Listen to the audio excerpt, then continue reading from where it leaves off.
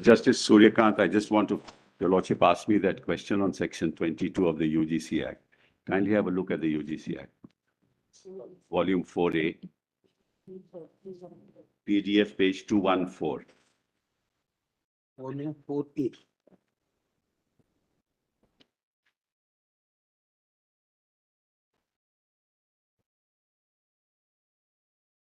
Page number, Mr. Sidhu? Page 214, Madam.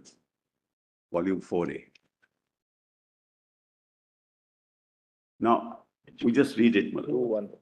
The right of conferring or granting degrees shall be exercised only by a university, established or incorporated by or under a central law, a provincial law, or a state act, or an institution deemed to be a university under Section 3, or an institution specially empowered by an act of parliament to confer or grant degrees. So, Mullah, as a matter of law, I can't get a degree. I can't be called a university unless I'm incorporated under the Central Act. Now, where does this provision come from? Mr. Sybil, Yes. please refer to section 23. Yes, and that In this was case, the proviso will apply yes. and 22 may not apply. No institution, whether a corporate body or not, other than a university established or incorporated by or under the Central Act or a provincial or a state act shall be entitled to have the word university associated with it, provided that nothing in this section shall, for a period of 2 years from the commencement of this act, apply to an institution which immediately before such commencement had the word university associated with its name. So what happens is, in this case, because it was already a university Correct. by a Central Act, is the proviso which will come into play. Correct. And for a period of 2 years, there was hiatus. Correct. They could then apply and confirm, or the UGC Correct. will confirm their status as a university. Correct. And accordingly it will proceed. In this case, because it's more than that, because they were already included in the Right. 7th schedule entry 63. Yeah, yeah. But I'm not in that 22, context. 22 and 23 occupy different fields. Yes, 22 deals with the right to confer a degree. yes. 23 deals with the use of the expression university as part of your name. Absolutely. I pointed out 23, my Lord pointed out 22. But Malas, I have a different argument to make. What my Lord is saying is absolutely right. But my argument is, where does 22, 23 come from? Just read 22(1) again. Where? Once Very again. well. The right of conferring or granting degrees shall be exercised only by a university established by or incorporated by or under a central act, a provincial act, a state act, or an institution deemed to be a university under Section 3 of the of an institution specially empowered by an act of parliament to confer or grant degrees. The question that your lordship should ask yourself is, where does this come from? Where is this provision? What's the origin of this provision? And the answer is 1906. Now let's go to 1906.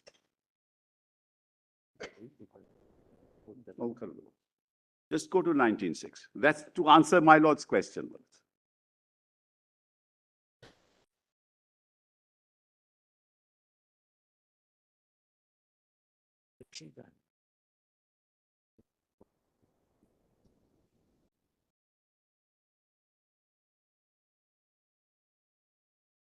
Nothing in clause, I'm sorry.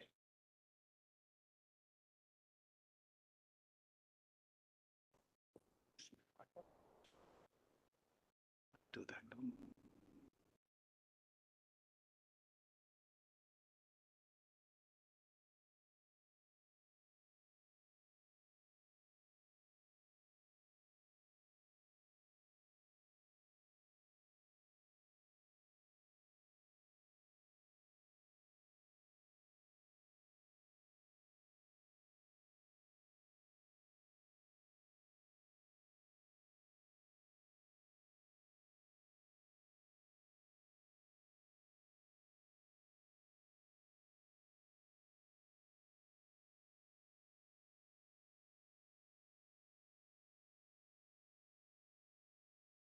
And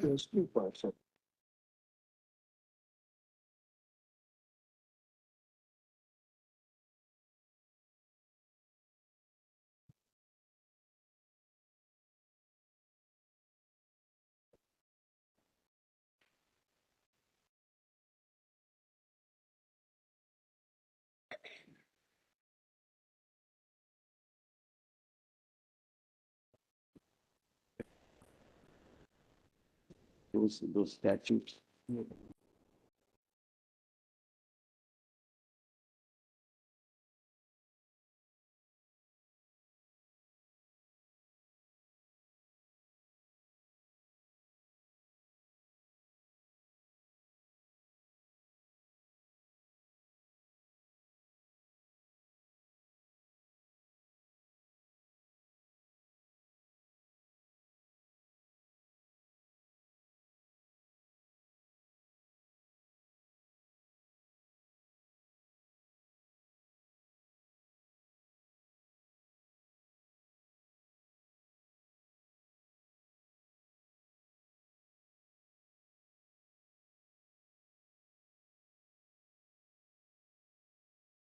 Twenty-three refers to an institution which is not established or incorporated by or under a central act, provincial act, or state act.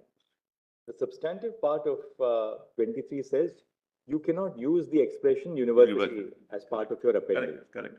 The proviso, however, contemplated that there may have been universities earlier Yes, which were using the expression university, yes. though they were not covered, they were not, So you are given 2 years. you are given, it's a sunset clause. Absolutely right. You're given 2 years Yeah. to bring yourself in conformity with the UGC Act. Absolutely, absolutely. This case, AMU is not within the proviso for this reason.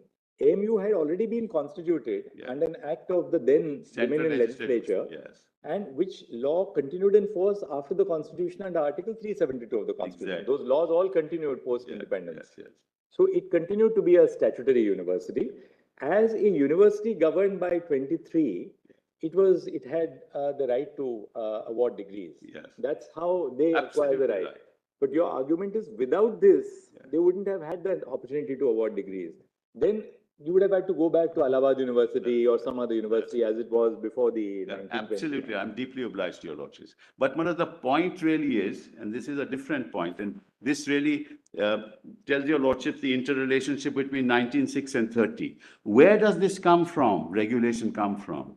It comes from 1906. It comes from 1906 because education is an occupation. You cannot, in an occupation, do what you like.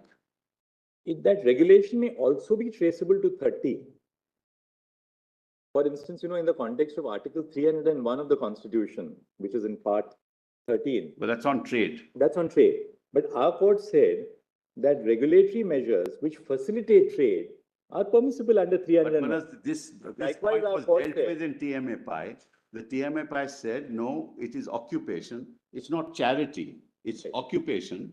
But the surplus that you make when you run an institution must be plowed back into the institution. Actually, it may not arise here, but all that we are saying is that the power to make regulations, though expressly referable to 1906, is also implicit in 30 because 30, our court has said, 30, though absolute, cannot preclude the parliament or the state legislature, as the case may be, from making regulations which facilitate the character of the That's under institution 1906, Manoj. as an institution of excellence. But Manoj, that's under 1906. TMAPI says that also. That regulation is under 1906. That's why, Manoj, the absolute right is there, but the absolute right has to be regulated by standards. Yes. The absolute right is of the choice. Means I can set up a school. The school will be That point regulated you by the made- Education Act. That point you made yesterday, that you can set up a primary school, a secondary school, a high school, an intermediate college, Yes, a whatever. degree college, or a That's the university. choice. That's the choice. Now, Because a university is also an educational institution within the meaning of Article yes, 30. yes. So therefore, but that choice can't be so absolute that you can do what you like. So you have to be you have to standardize your education in terms of the general standards set for all other educational institutions by the majority community or any other community. And your argument really is this, which we'll hear the other side on, that if you apply the expression administer Yeah. in a very strict sense, Yeah. namely that there should be no outsider at all, or exclude you on the ground that, look, there are only 37 out of 180. A minority can never run a university. No, Manoj, in fact, it is contrary to judgments laid down by this court. Because this court has said that you can have whatever secular education, it need not be only, but St. Stephen's had only 6% minority students at one point in time. Only 6%. Increased to 14% at some point in time. And then this court said in St. Stephen's, in TMFI can go up to 50%. It need not have said so. That's why our Kerala education bill is sprinkling of minorities. Also, one very important circumstance, you can't read Article Outside. 13. Outsider. Outsiders. That's not correct. minorities. No, sprinkling of outsiders. Outsiders. Yeah, so therefore you could have outsiders, you will not destroy your minority status. The That's object of the Article point. 30, object of Article 30 is not to, if I may use the expression and don't take it otherwise, is not to ghettoize the minorities. Yes. So that, you get other people also associated in the administration. It doesn't detract from your character as That's a the minority. point. That's the point I was trying to make yesterday. Now, Malaz, in this university, just to get the facts right, this is, Malaz, there are several departments that are run. For example, All India Council for Technical Education. We have to go to them for recognition. For For medical college, you go to the For medical college, you go there. For the dental Architect, council, we you go go to, there. For the pharmacy, architect. we go there. For National Council for Teacher Education, we go The there. law college will be governed by the bar council. Correct, Bar Council. And there are different elements of administration in that. In the medical council, how will we administer at the university? We will not have any expertise. So we'll get outsiders to do it. Kindly see, Malaz, the impact of administration is again my choice. I hope, Malaz, I'm making myself clear. In some of these technical things, we'll have no knowledge, especially in a medical college. So we'll get people from outside and say, you please help us in doing this. And they may be in majority. But the choice is that I will say, please come. That doesn't destroy the character of my institution. So different standards will apply to different disciplines depending on the nature of the course that I am teaching. It is true of engineering as well. The only difference here, we'll consider it. I mean, I'm not putting it as something against you, but a factor to be considered is that by the statute itself, you have to induct into your court a large number of people who are not minorities. This is as a matter of statutory interdict. It's all right. But I can challenge it. Let's put it this way. Does that alter the... No. I can challenge it, Malas. Kindly, that's the point that I made yesterday. If the statute interferes to the extent that I feel that my right to administration, which is the right conferred under 30, is being impeded, I can challenge it. But I can accept it. So the statute, and Malas, we are not here dealing with the administration. This, Malas, please appreciate, Basha never dealt with the administration. Basha said, I have come to the conclusion that you are not established. The minority has not established this institute. And therefore you can't administer. Basha went on the establishment. So you don't have to go into that. We really don't have to deal. The problem arose that in Basha was, the council argued that assume that I am not established as a minority institution because the administration is Use establish and administer disjunctively. That was the argument. That was rejected in Basha. That was rejected in Basha. There can't be any doubt that it's establish and administer. You can't read that and as or. So therefore, You have not. Dr. Dhawan has also not argued and that. therefore overwhelming participation of others in the administration, even if they are in a majority, even if by statute, will not destroy the character of the university. Because if I feel that my right is being impeded, I can challenge it. But I'm not. And the fact of the matter is, Malas, if your lordship looks at the structure, and you need not in this case, because we are not dealing with that. In fact, it was overwhelmingly Muslim despite the statute. De facto. But we don't have to go into that, Malas. We can't in a reference go beyond what your lordships are asked to decide. So, Malas, therefore, now I was trying to show, Malas, that all these regulations fall under 1906. The genesis and the conceptual constitutional genesis is you can't have institutions in the country without standardization in the field of education. And that standardization can only be provided by law under 19. And the law will apply to majority institutions and to minority institutions. And UGC and all other statutes are consistent with 19. The right under 30 is absolute. The choice, but the regulation is to be done under a law by Parliament under 1906. That's Malas, the submission and the interplay of 1906 with Article 31 of the Constitution.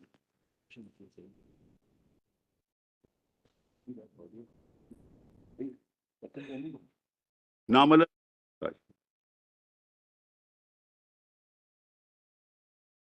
Which page is? 417.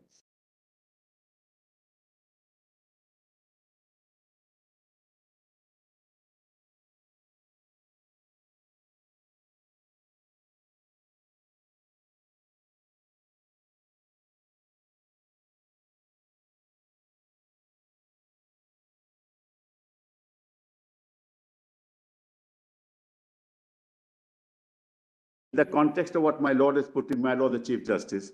Kindly note, Mullahs, I won't read it.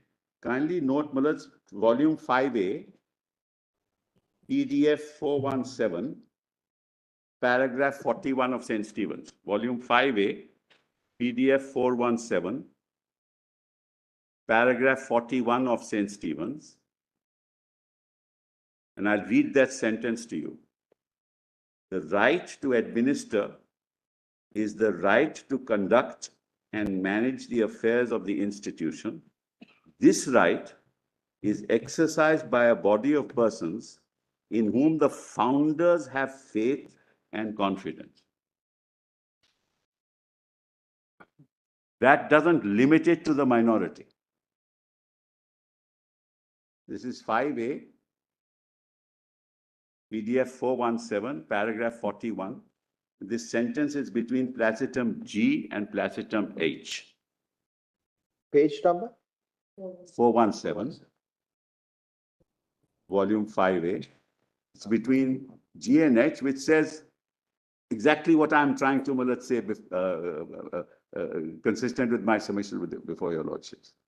Actually, therefore, it's important to clear a cobweb, which is that Article 30 does not mandate that administration must be only by the minority itself. That's In correct. the sense that the personnel who administer are not required by Article 30 to belong to the minority Exactly, itself. exactly. What Article 30 contemplates and recognizes is the right, namely the right of choice, the discretion which is given to the minority to administer That's correct. in a manner which they deem appropriate. Correct. Therefore, it's not that if you don't have only people of your community, Correct. then you risk losing your minority character. Correct. Because the choice is yours. You may have persons belonging to your community, you may not have persons belonging to your community. Just to give an example, Mullah, that I have myself experienced, I happened to be in the governing body of St. Stephen's at one point in time, Mullah. Most of it were non-minority people. The essential element of Article 30 is the conferment of choice on the minority. That's correct. That's correct. So we are missing the link, Mullah. It can't be read in the reverse Yeah. to impose an embargo that you will not have anybody save your community. Mullah, the minority will not have the expertise to run the institution, many of these institutions. Will not have. For force, we'll have to take people from outside. That's why St. Stephen says, have faith and founders in whom the founders have faith and confidence. I have confidence in 10 people in the majority community to run my institution. I'll give it to them to run it. Doesn't make the institution a non-minority institution because it is founded by the minority. The inspiration to set up an institution is that of the minority. The steps taken to set up the institution is of the minority. The persuasion done by the institution to the government and the authorities is by the minority. So as long as these elements are satisfied, it's founded by the minority. Can you come again on that? The inspiration to set up. The inspiration to set up the institution is by the minority. The steps taken for persuasion are by the minority. The essential paraphernalia of initial funding by the minority.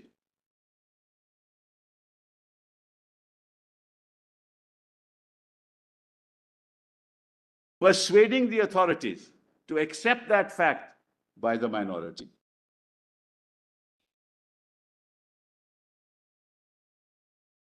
And all these elements are satisfied in this case.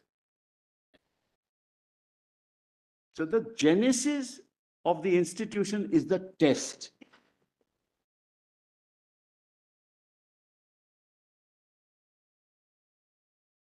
That is antecedent to recognition. All that is antecedent to recognition. And Basha says because you are incorporated, you have lost the status of a minority. This is the problem. This is the problem with Basha.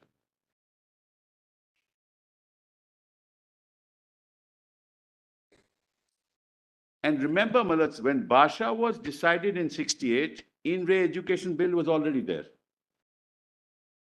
Not referred to in Basha. It is referred to. Well, not dealt with. It is referred Siddhaj to Bhai. and Dealt with also. Siddhaj Bhai already there. And of course, now we have TMA Pai and other issues, other judgments.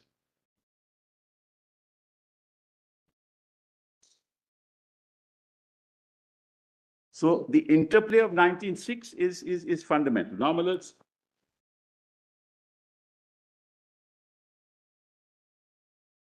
Malats Council for Architecture, we have Malats people giving degrees in architecture. We don't have Muslim community people in architecture. Enough. Anyway, so Malats, I'm done with this part. Now, what remains, Dr. Mr. Sibal, what I've remains? already said they've lost over, yes. What remains now, Mr. Sibal? Now, Malaz, a couple, how the reference came is very important, Malaz. I'll just give your lordships that. Now, Malaz, as your lordship knows, give me that note. And I'm just giving you. Mr. Sibal, you're quite proficient from where you began last year on your laptop. No, I'm very on your professional, iPad- Malaz. on your Now I'm iPad. completely, it's just that it'll be quicker if she does it than I, Malaz, do it. No, I do But it. Dr. Dhawan, you have not made any progression at all on that. Just, No, I no. must also tell you that there's a world of literature which opens up when you use your iPad, which Absolutely, is so, you know, absolutely. Yeah. Not just, forget all this, there's also a world of abuse that opens up. of course. We have to suffer, I'm get enriched by one I'm and suffer the resisting other. myself from agreeing with Mr. Sinha. Now, Malad, just see, just these note these days, 1899, the MAO College was formed, 1899. The MAO College, Old Boys Association was formed. Who is the petitioner here, Malad? 1899. Old Boys Association. Old Boys Association was formed. And who's the petitioner? I mean, I'm the petitioner here. In 1920, the Aligarh AMU Act was passed.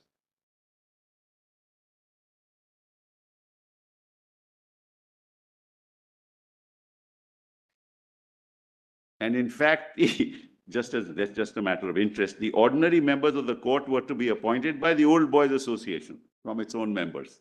That was as per the statute. The ordinary members of the court. Were to be appointed by the Old Boys Association as per the statute. That was the extent to which the Old Boys Association was associated.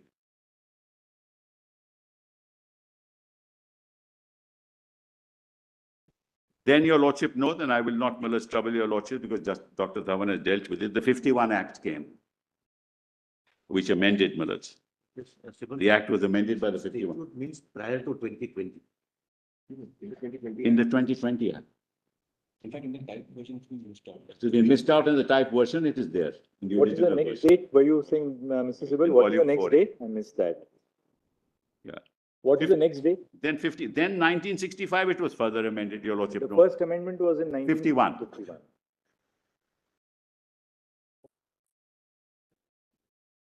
Well, it's really the essential element was that Section 9, which earlier said instructions in Muslim religion would be compulsory to Muslim students, that was omitted. That's all that happened. So Basha, In 1951. yes, in 1951. What happens? Just tell Well, us. as the instructions in Muslim religion would be compulsory to Muslim students, that was omitted. So Basha says nothing much happened, no real amendment. It became optional. So it had no impact on the decision in Basha. And then the proviso to 23 was also omitted, that only a Muslim can be a member of the court. That also was omitted. Just these two things happened. So therefore, but factually only Muslims continued, but there was a 23. That's what happened under the 51 Act.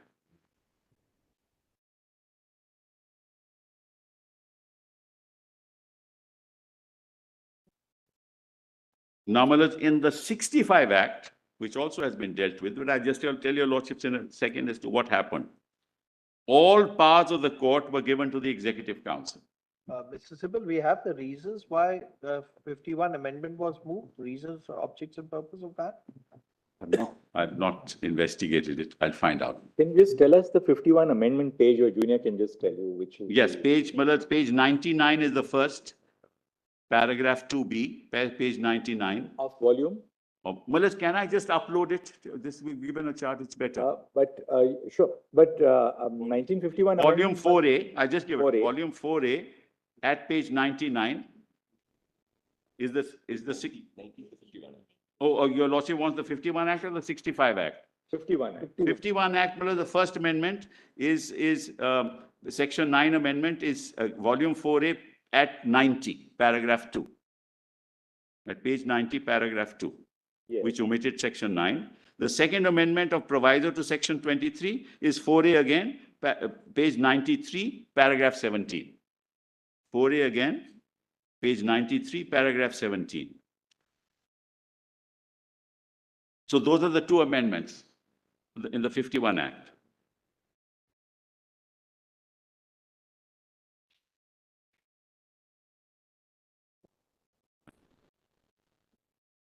The religious instruction was made optional for Muslims, and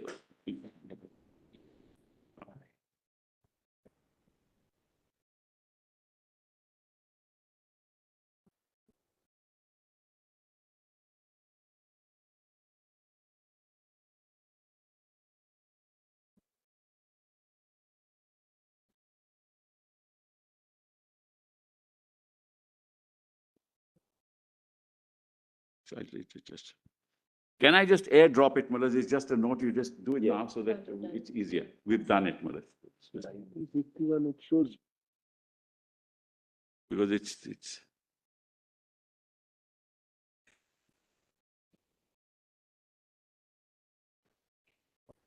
Yeah. I know that.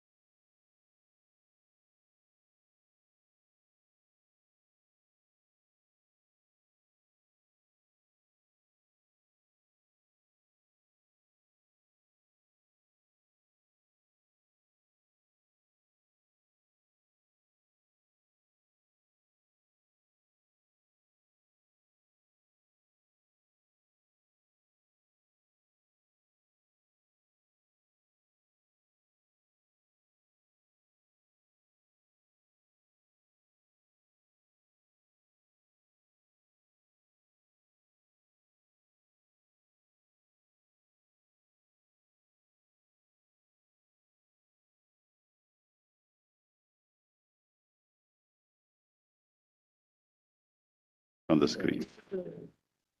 What? That's right. Normal, I just point out. So this was on the 51 Act. Then the 65 Act, Mullahs, what did it do? In volume 4A, page 99, para 2B, the powers of the court were given to the Executive Council. This is volume 4A, This is also volume 4A. Mr. 4A. All is in 4A, page Powers of? 99. Powers of? Powers of the court, erstwhile powers of the court were given to the Executive Council. Council. That's at page 99 of volume 4A, paragraph 2, small b. And then statute 8, that is members of the court, was amended. Statute? 8, which is members of the court, was amended. That's in 4A at 102. Page 102.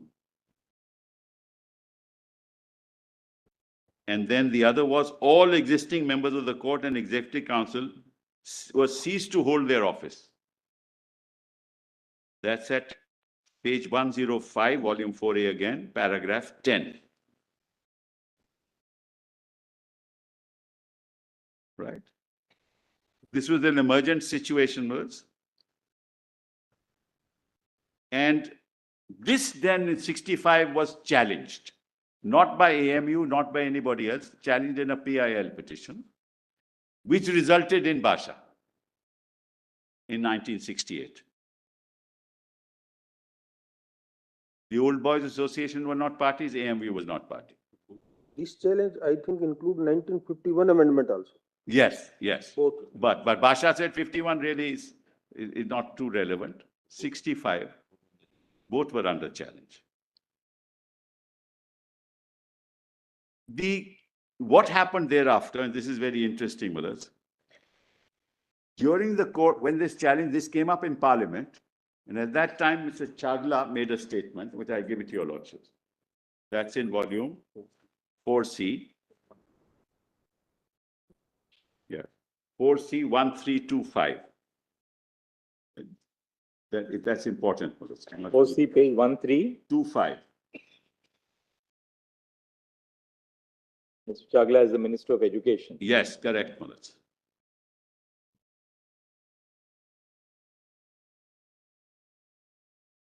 At 1325, volume 4C.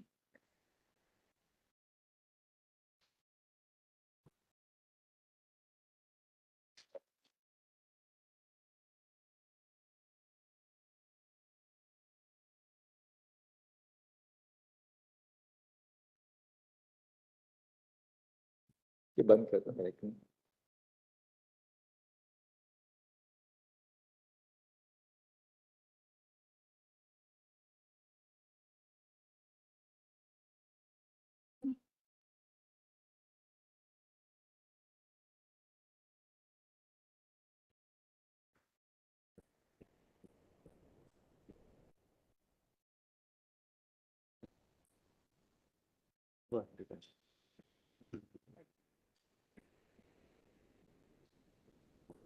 I didn't forget it.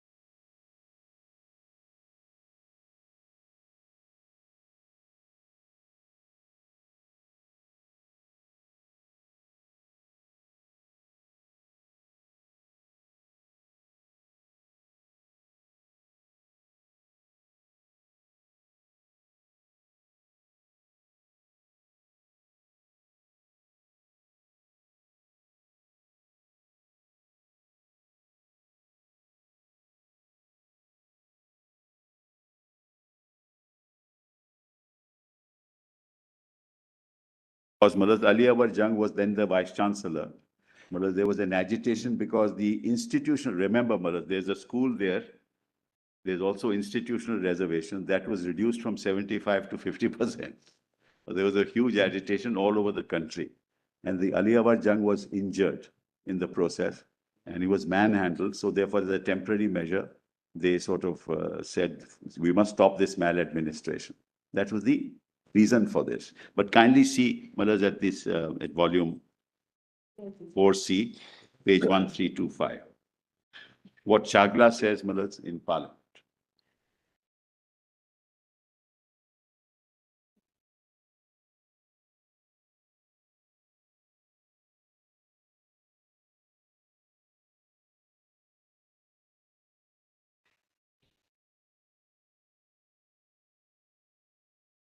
So that's it.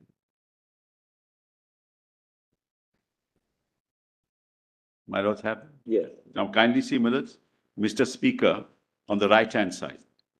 As we all know, we are facing a very serious crisis just now. There is aggression, there is undeclared war. We should do everything in our power to maintain communal peace and harmony. We should not say a word which will interfere with the harmony which exists and which should continue to exist. Today, we should think of ourselves not as Hindus or Muslims, but as Indians, one and all. I wish, Mullah, this reverberates, to reverberate it in India as we stand here. Now, I am a great deal in agreement with what Mr. Mukherjee said. I have said this before and I repeat it. I repeat it with all the emphasis I possess that this bill will not in any way affect what Sachir Mukherjee chooses to call the special character of the university. The Academic Council has not been interfered with. This bill does not touch the academic studies in the university. The academic studies will go on as they are. I also reiterate what I said before, that this is a temporary measure. Kindly note that.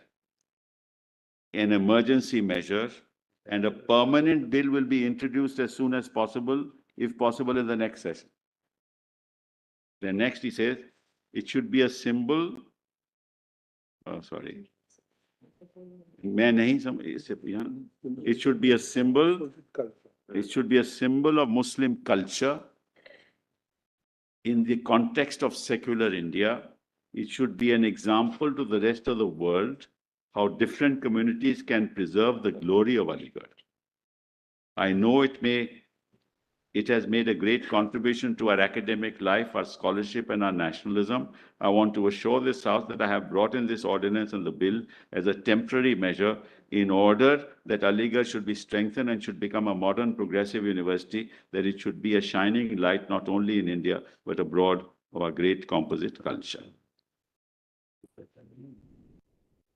What is Mr. Shama Prasad Mukherjee's objection to this? When he says Mr. Mukherjee, that was This is 65, sir. H.N. Mukherjee. Prasad he was back. Mukherjee. Who was H.N. Mukherjee. H.N. Mukherjee. When did that? And some other Mukherjee, not Shama Prasad. 11 itself. What is the objection actually? 311, Malas. 311? 1311, not 300. 1300. What was the objection actually? Yes. There is a misgiving in many Muslim minds, whether rightly or not, is a different matter, that the special character of Aligarh is likely to be violated. That's the objection. 311. This is Hirendranath Mukherjee. 1311.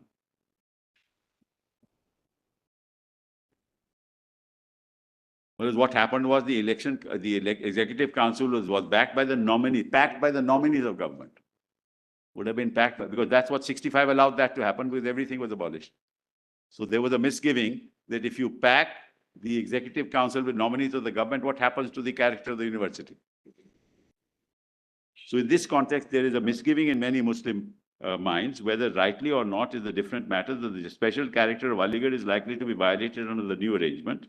Shri Chagla has been a judge, and you, sir, also have been in that elevated position, and you know of the judicial maxim that justice should not only be done, but it must also appear that it is being done. It is the government's responsibility to show Muslim opinion all over the country that this apprehension is wrong. I know that Shri Chagla is right insofar as he is trying to put a real secular democratic complexion to Aligarh University, but if this misapprehension has arisen in the minds of many people, about all of whom we cannot be sure that they are reactionaries,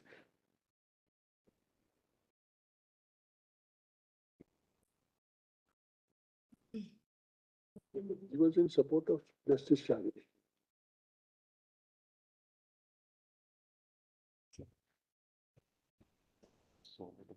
Hmm.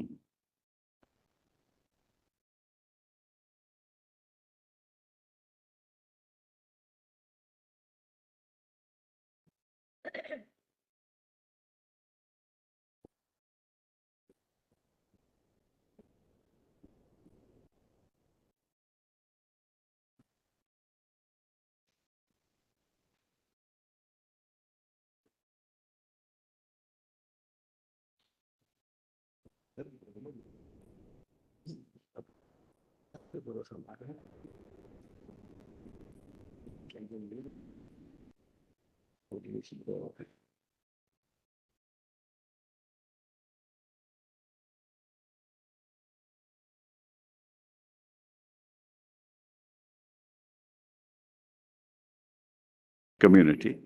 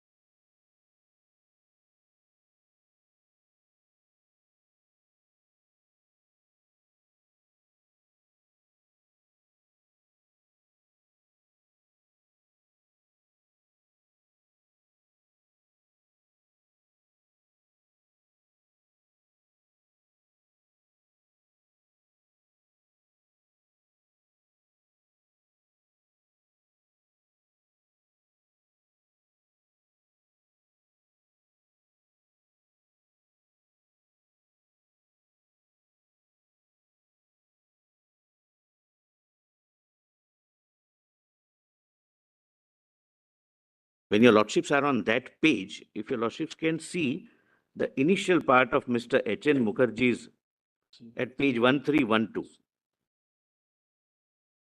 One page possibly is missing, my lord. We'll place it when our turn comes. 1312. Yes, it's there. No, one further page. Anyway, I'll point out.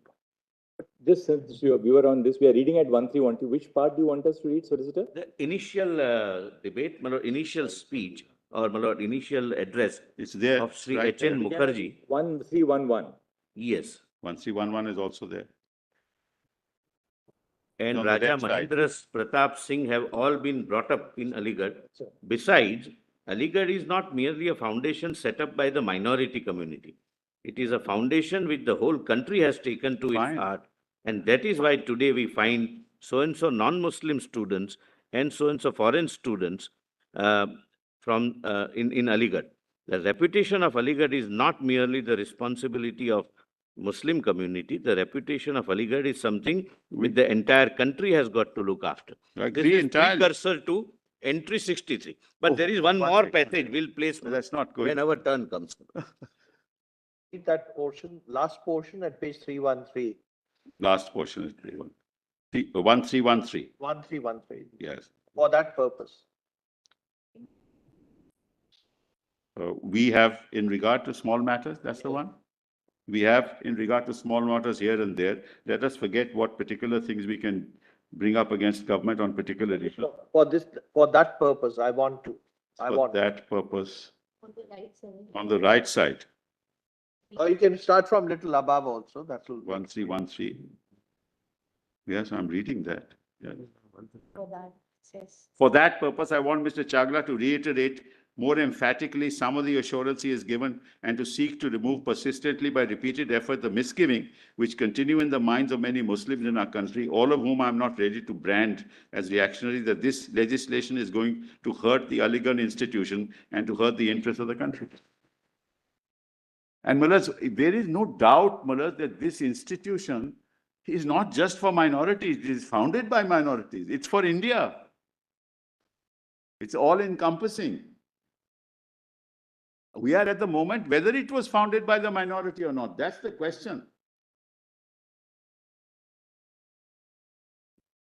In fact, if your lordship looks at this page, kindly see 1311, kindly see the last two paragraphs, we have swallowed a bitter pill, the principle of nomination, because government could have nominated. And all that kind of thing, the exclusion of representative of teachers in the court and the executive council and so many other items into which I need not go, but we have swallowed a bitter pill only for the time being so that the regular medicine follows a little later.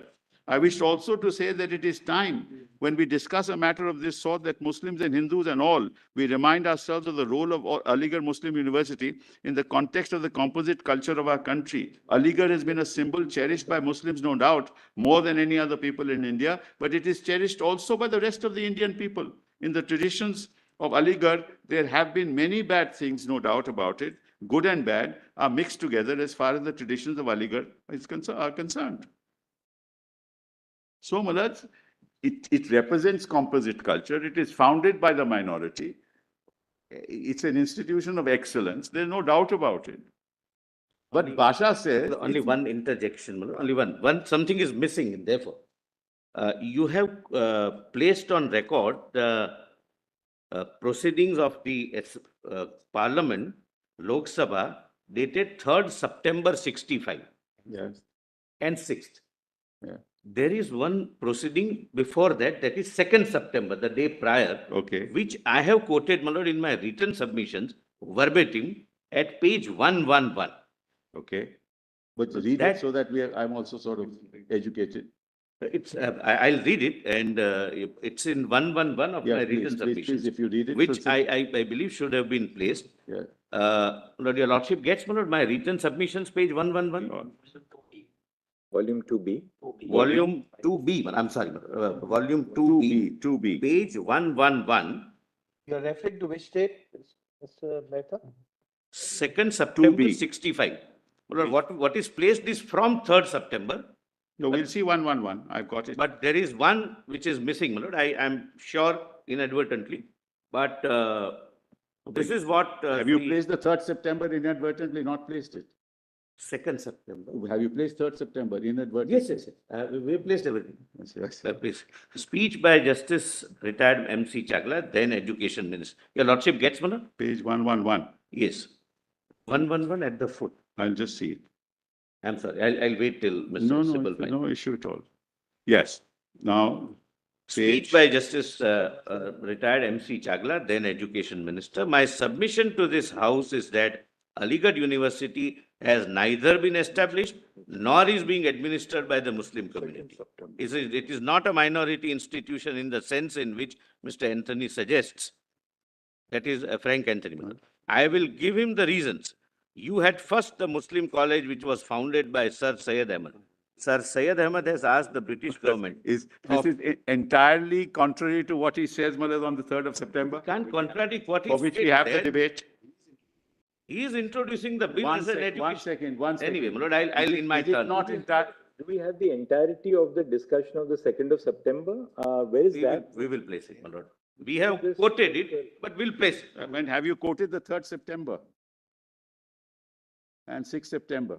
It's on record. Maybe No, inadvertently. it's on record, therefore not quoted. I see. This was not on record, therefore it is quoted. Right. But I'll place it, my lord. So if it's on record, it's on record. Then on 2nd September, it's also on record. Second, Anyway, it's Malad, not on we are record. not concerned with this. Malad. It's a small issue, but if we look at it that way, but 2nd September, according to me, is an important piece of, my lord, parliamentary debate, which is not on record. I'm not, my lord, imputing any motives. That's all.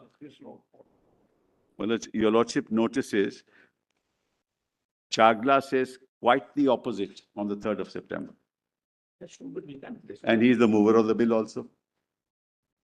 So what does it, how does it take the matter further?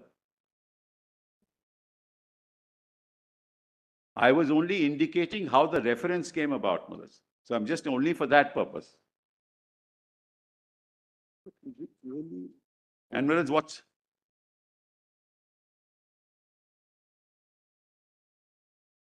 Is on.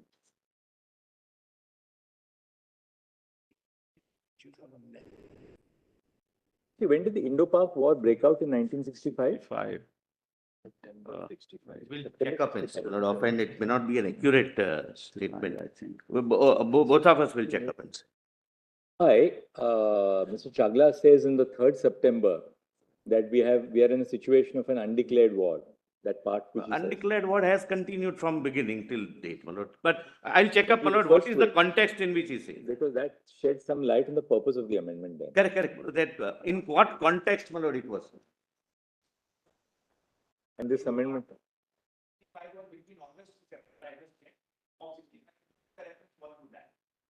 We will check up, my lord, and we'll correctly assist you. Well, in fact, the council, the executive council was 100% non-Muslim. It's on record, my lord. This, 100%. my lord, I'm sorry. That was the fear, that you are changing the whole character. They were then reduced later to only 3 to 5. My lord, we have placed on record the entire debates, my lord, with our documents, my lord. That is, my lord, It's okay. 2F, it's not okay. You can't miss one important page. Lord, it is page 224 to 365.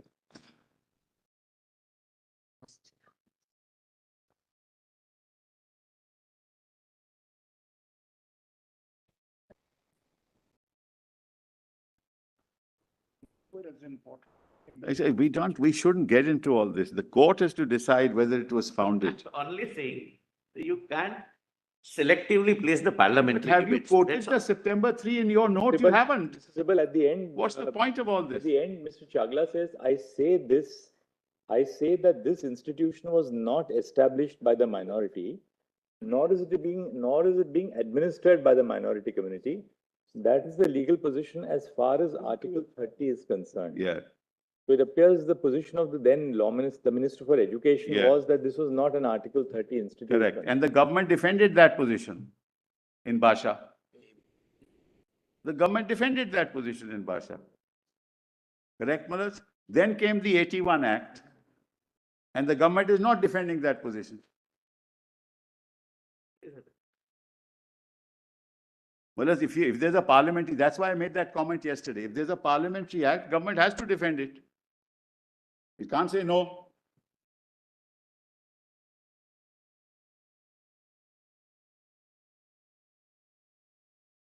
We're also defending the act in 65. Once you make the act, Manoj, you change it, you will have to say. What choice do you have? Even the minister has to say. Well, if we move a bill, Manoj, as a minister, we'll have to defend it, no? And we are moving the bill saying that the executive council can be nominees of the government.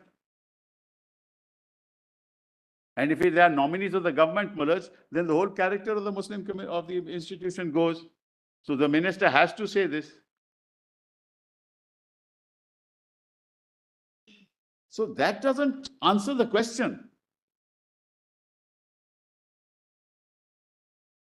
The parameter, why and how it is a minority institution has to be judged on the parameters of the law laid down by this court.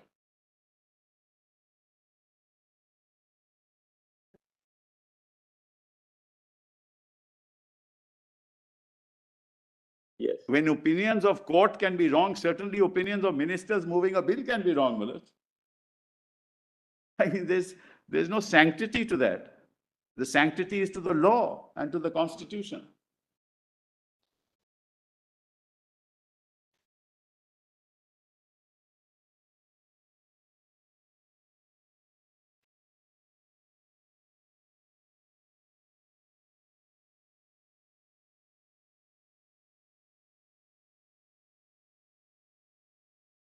That is why, Manoj, because of these provisions, it was challenged. This 65 Act was challenged and upheld. And Mr. Daftari argued for the government, saying that it is right.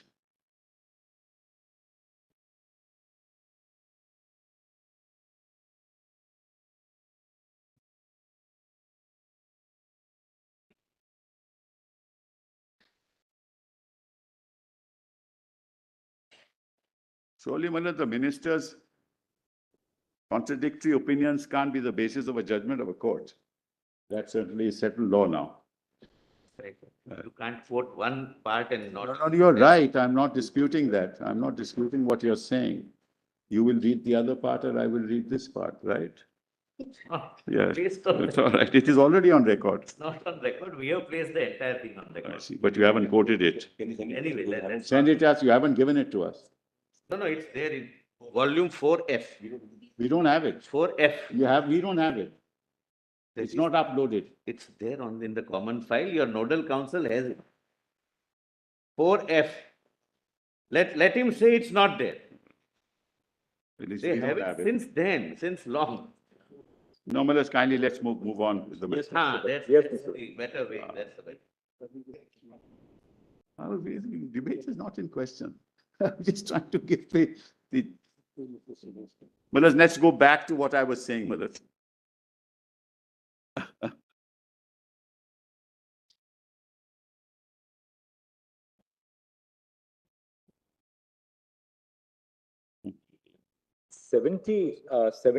Sorry, 72 amendment, Yes, that brings out, what exactly happened. It appears that there was student unrest on the yes, campus. yes, At that point, they brought in a temporary measure. yes, The idea was to bring both Aligarh Muslim University and Banaras Hindu University at par in Yeah. terms of the statutory provisions. right, UGC appointed a commission chaired by Dr. P.B. Gajendra Gadkar, yes, former Chief Justice of India, to go into the functioning of AMU. That Dr. Gajendra Gadkar submitted his report. We may have we may want to look at the report which Sure. was submitted by Dr. Gajendra Gadkar sure, on what did the report really indicate. right. Following which, by the 1965 amendment was always intended to be a sort of a pro tem amendment That's until long-ranging amendments were brought into the Right. provisions of the Right. statute. So then, Malas, between 65 and 81, I go back to my list of dates, Malas, the point of, which is that volume 4. See, if you look at. Note, yeah, what- the essential- Yes. I'm coming.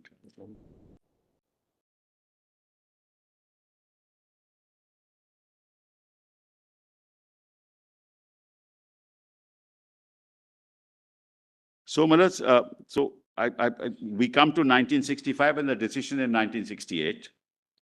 Then between 68 and 81, there was a movement to protect the rights of Aligarh Muslim University as a minority institution.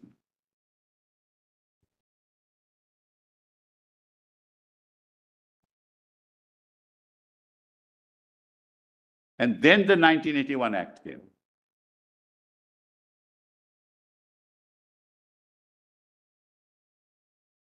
So you have a hiatus between 65 and 91, Malas.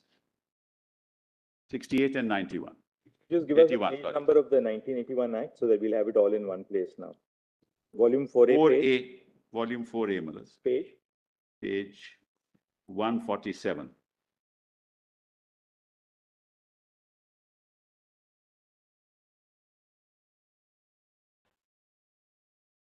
And Malas, in that context, if your lordships don't mind, that that judgment is not on That's fine. record. Yeah, there's a judgment of this court in 1998, 6 Supreme Court cases.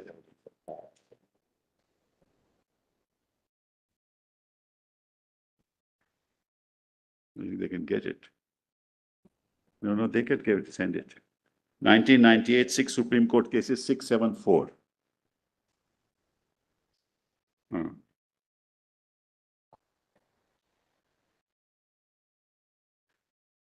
That report might be very much.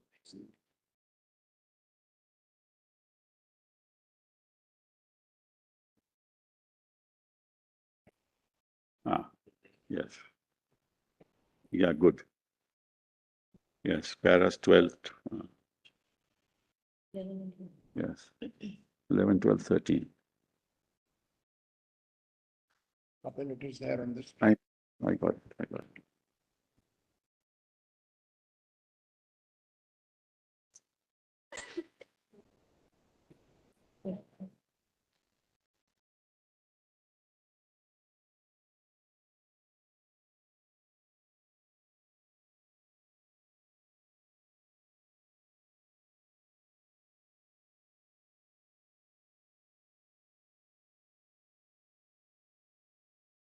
This court which is on your lordship's screen, Malat.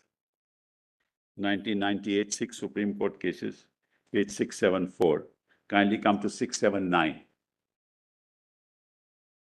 679, Pajari. 679.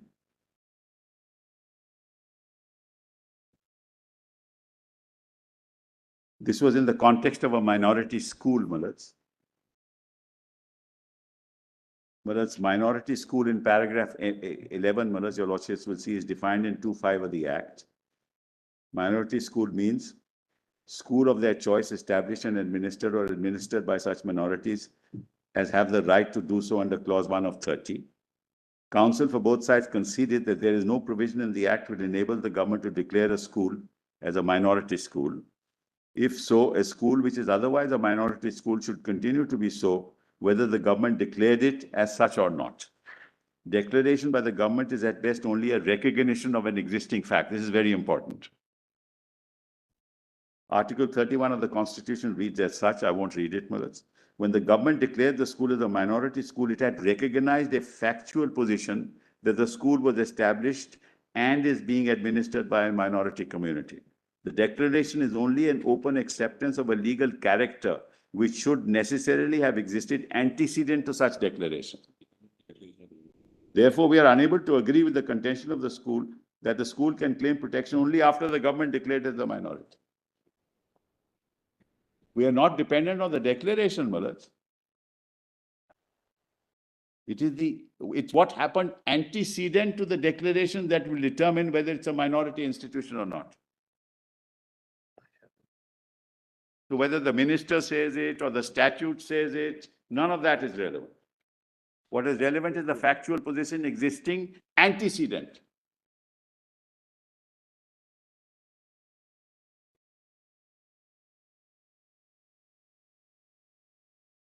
Then came 81. And then you go back to, yes, this.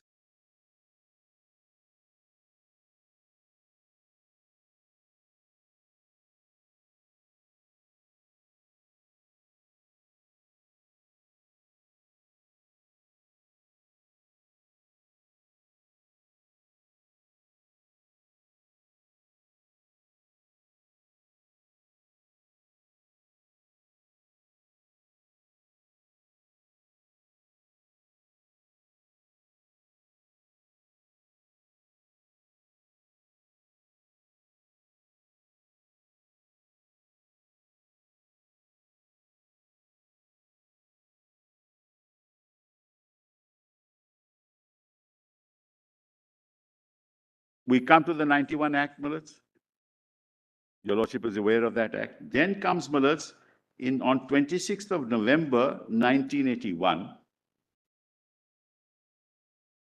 There's an order passed in Anjuman-e-Rahmaniya, which is writ petition 547, 554 to 57 of 81, which is referring Basha's judgment to a 7-judge bench. That's on November 26. This is important. That is November 26, 1981. The 1981 Act was on December. What's the date of 22nd December 1981. Just 1 month after this. Yes, was 22nd December. Now, let's kindly look at that order of Justice Fazal Ali. Volume 3. Volume 3A, page 209. Fazal Ali J was in a bench of 2 or bench Two. of 3? 2. 2 referred the matter to 7. Yes, this is, That's one of my contentions. no, that's all right. You can. Yes, 3A, Malas, page 209. Yeah, Chief Justice.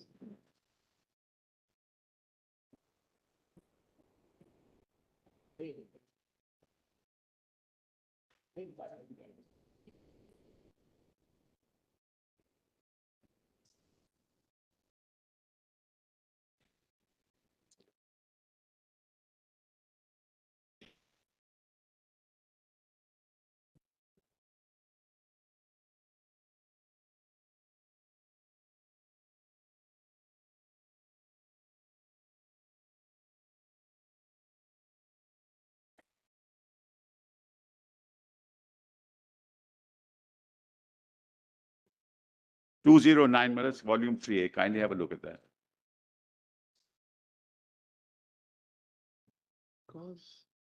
Kindly note, it's writ petition 54 to 57. It will have some bearing.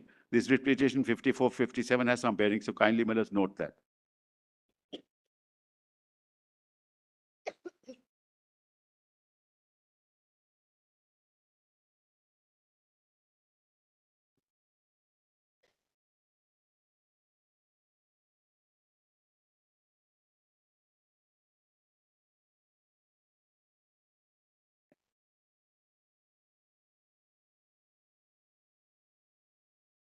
Let's kindly, if I can read that order.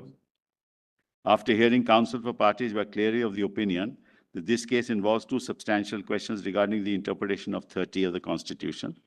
The present institution was founded in the year 1938. That's the other institution, and registered under the Societies Registration Act in 40. The documents relating to the time when the institution was founded clearly shows that when the institution was established mainly by the Muslim community, but there were members from the non-Muslim community also who participated in the establishment process. The point that arises is whether Act 30, Article 30 it should be, not Act, or Sub-Article 1 of the Constitution envisages an institution which is established by minorities alone without the participation for the factum of establishment from any other community. On this point, there is no clear decision of this court. There are some observations in Basha, but these observations can be explained away. Another point that arises is whether soon after the establishment of the institution, if it's a registered society under the Societies Registration Act, its status as a minority institution changes in view of the what principles laid down in Basha, because it gets merged, incorporated. Even as it is, several jurists, including Sirvai, have expressed about the correctness of the decision of this court in Basha. Since the point has arisen in this case, we think that it is a proper occasion when a larger bench can be considered the entire aspect fully. We therefore direct that this case may be placed before the Honorable Chief Justice for being heard by a bench of at least 7 judges, so that Basha's case may also be considered. And the points that arise in this case directly as to the essential conditions or ingredients of the minority institutions may also be decided once for all. A large number of jurists, including Mr. Sirvai, Learned Counsel, Mr. Garg, and Learned Counsel for respondents and interveners have stated that this case requires reconsideration. So therefore, liberty was granted. So this happened, Malats, in November 81. The act comes on December 22nd, 81. In the meantime, on the ground, nothing has changed, Malats. When Chagla made that speech in Parliament, he didn't implement the 65 Act as that was sought to be done. He didn't do it. Only, instead of all it being packed, only 3-4 members remained of the non-Muslim, of nominees of the government. Then, that is the Old Boys Association, which was set up in 1899. Sorry.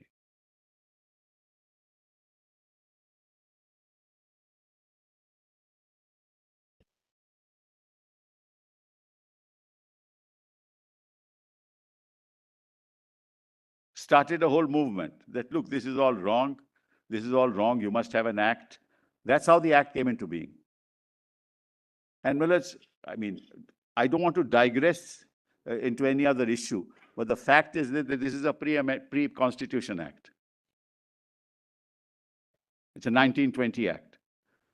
Without going into usurpation of judicial power, that's all, according to me, an irrelevant issue. Under 372, an act can be repealed, altered. One act. Yes. Did that have the effect of, therefore, then nullifying the 65 amendments? Yes. Yes. Absolutely. So this whole argument of usurpation, the Constitution gives the Parliament that right.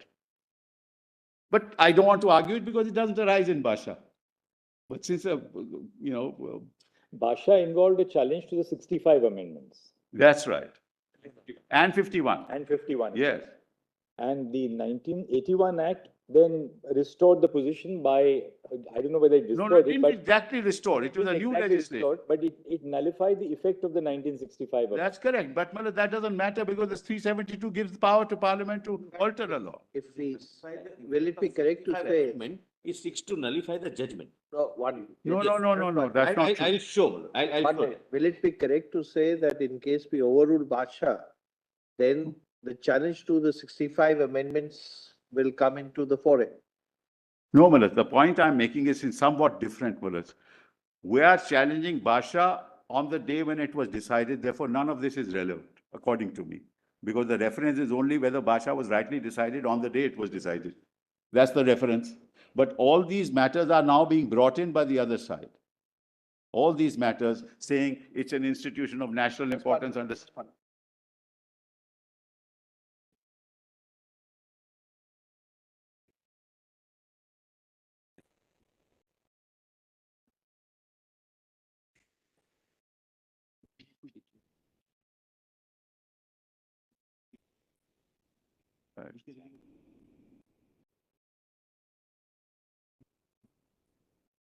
That's right, I know that, I know that.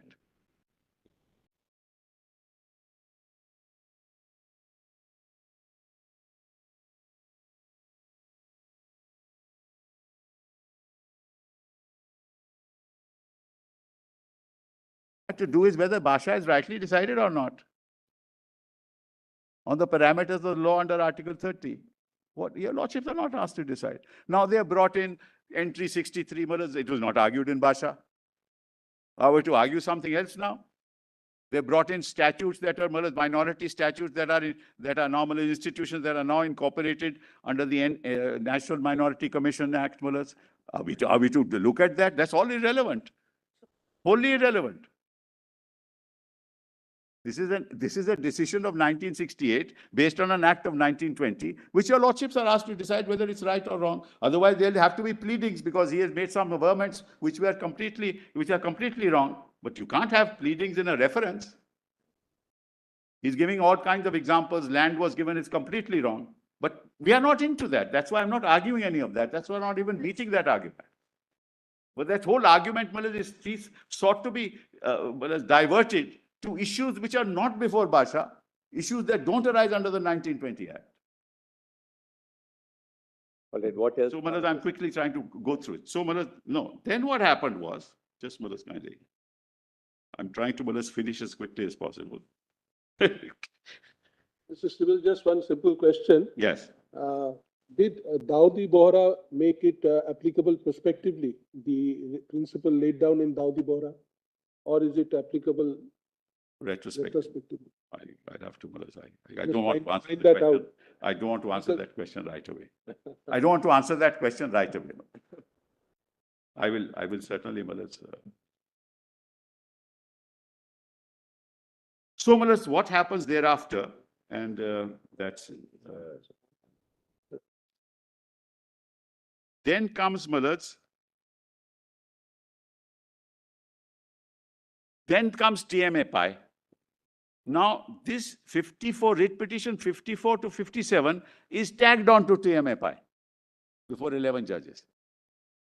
The order also says that. That's right. So, this whole argument that you couldn't refer it, two judges could not refer it, of course, the principles of law at that time are different. But be that as it may, it was tagged on before 11 judges.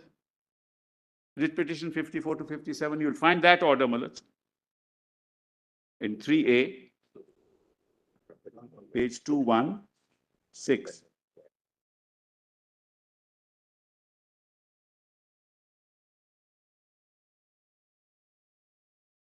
Oh, 216. 552, sorry. Yes. In 5A. In 5A, 552, first line. Sorry,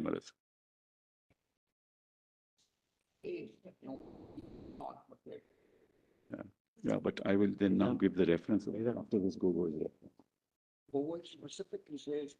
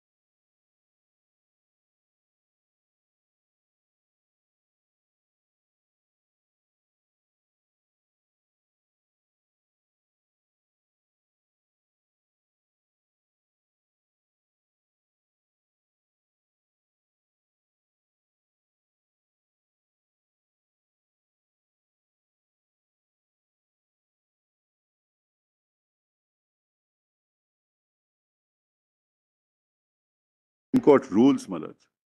It says, where in the course of a hearing of any cause, appeal or other proceeding, bench considers that the matter should be dealt with by a larger bench, it shall refer the matter to the Chief Justice, who shall thereupon constitute such a bench for the hearing of it. Rules, Order 6, Rule 2. And Rule 1 anyway preserves the power of the Chief Justice. That's So- correct. And Malad, even Justice Just- Gogoi's just- reference was 3 judges, Malad. Even Justice Gogoi's reference was 3 judges. So this objection that, it can't be referred, Malad, is all. And though Chief Justice Gogoi was sitting on the judicial side, Yes. as Chief Justice, his powers are His preserved by powers all are the there, 6 Malad. Rule 1 Yes. to constitute And then larger PM bench. If bench consists of the Honorable Chief Justice, it can be. Why can't 2 judges say refer it to 7 and refer the matter to the Chief Justice? Anyway, but I'll not reduce the debate to that level. But I'm not going to taken raise that objection. We have addressed your lordships on merits. I will also. Correct, Lordships- because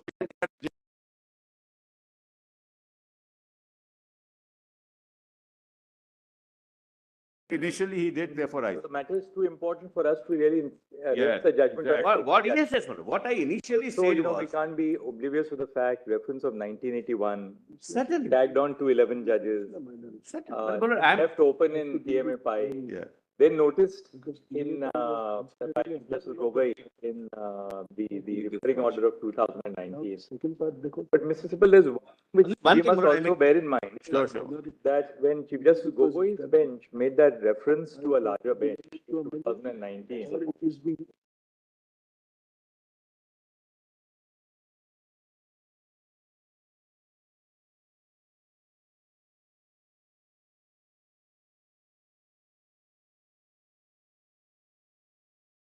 unless. No, but I have not raised it. Then, I have not. then the pleadings are incomplete.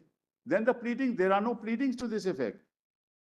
But we have for instance, we have a parliamentary amendment of 1981. Correct, but there are no pleadings for the. That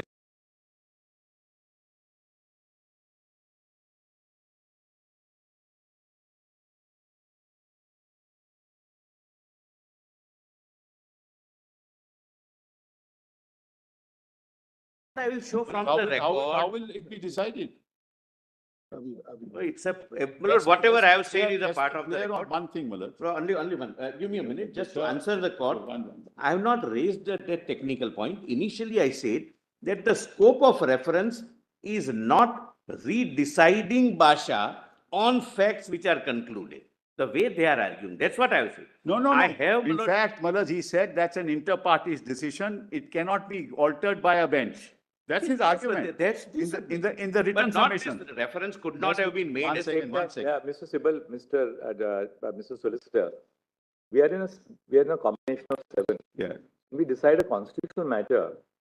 Perhaps it would be inappropriate for us to look at facts for deciding the Yes, minority yes, character. yes.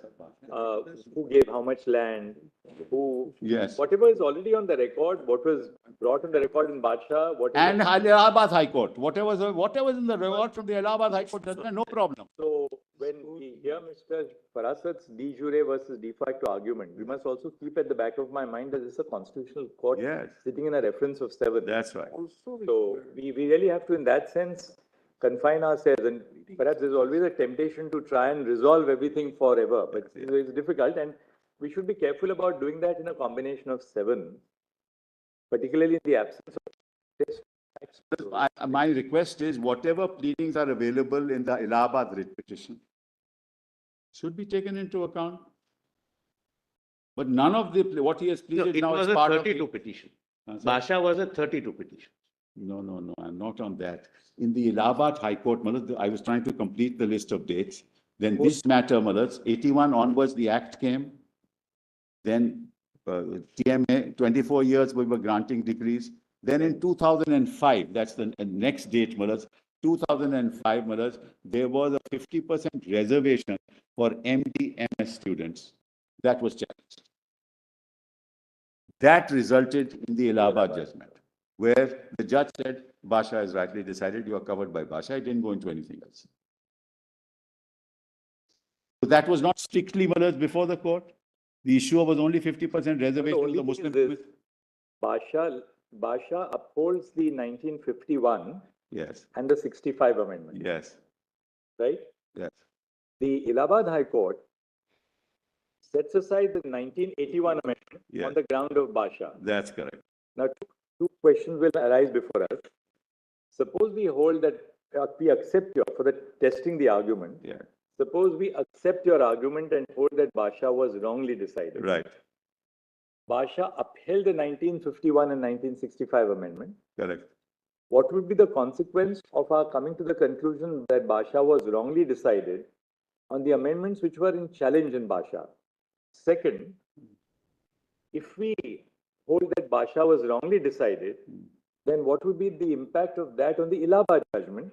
The Allahabad judgment dealt with a challenge to the subsequent amendment, Yes, right? right, Now, if Allahabad has relied exclusively on Basha, right, now Correct. if we come to the conclusion that Basha was wrongly decided, correct, it would immediately impact upon the judgment of the Allahabad High Court, correct. and therefore the validity.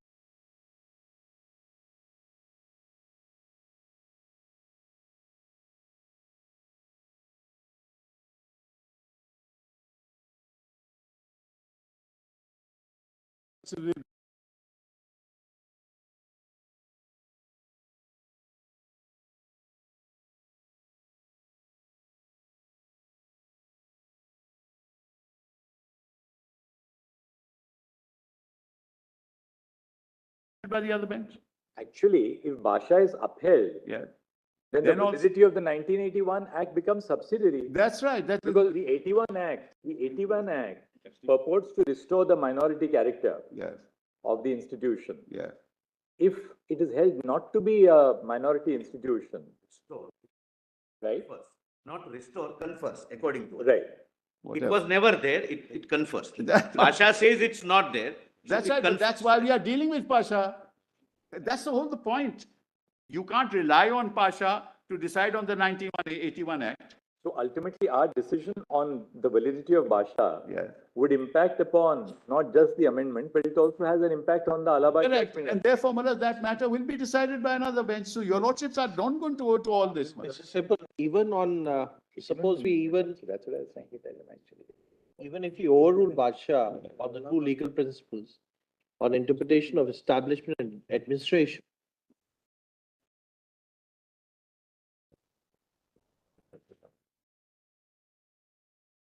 That's right. But Maharaj, the 81 Act will come in the meantime, Maharaj.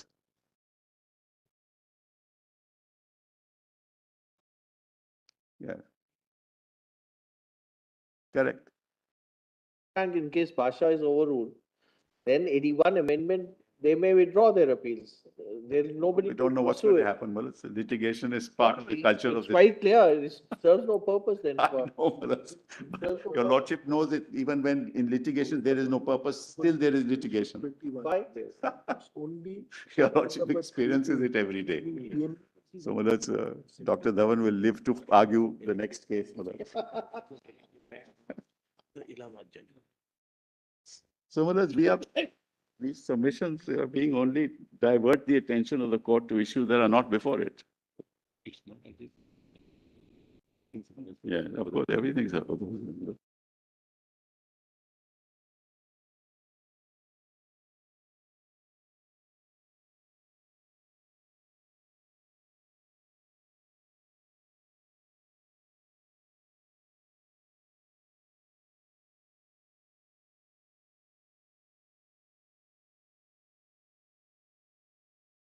That 81 amendment be also examined because No, no, they are not severable. Not in a They are reference. not comfortable with that amendment. No, no, we defend are that comfortable. amendment.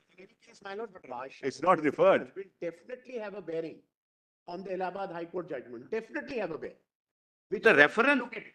the reference has emanated from that 81. So to say that that will have, that has a direct bearing. The reference is in that bit. Besides Basha, completely decides what the Allahabad High Court has decided either. Not either. So, if we overrule Basha and say that AMU has a minority status in view of, Yes. the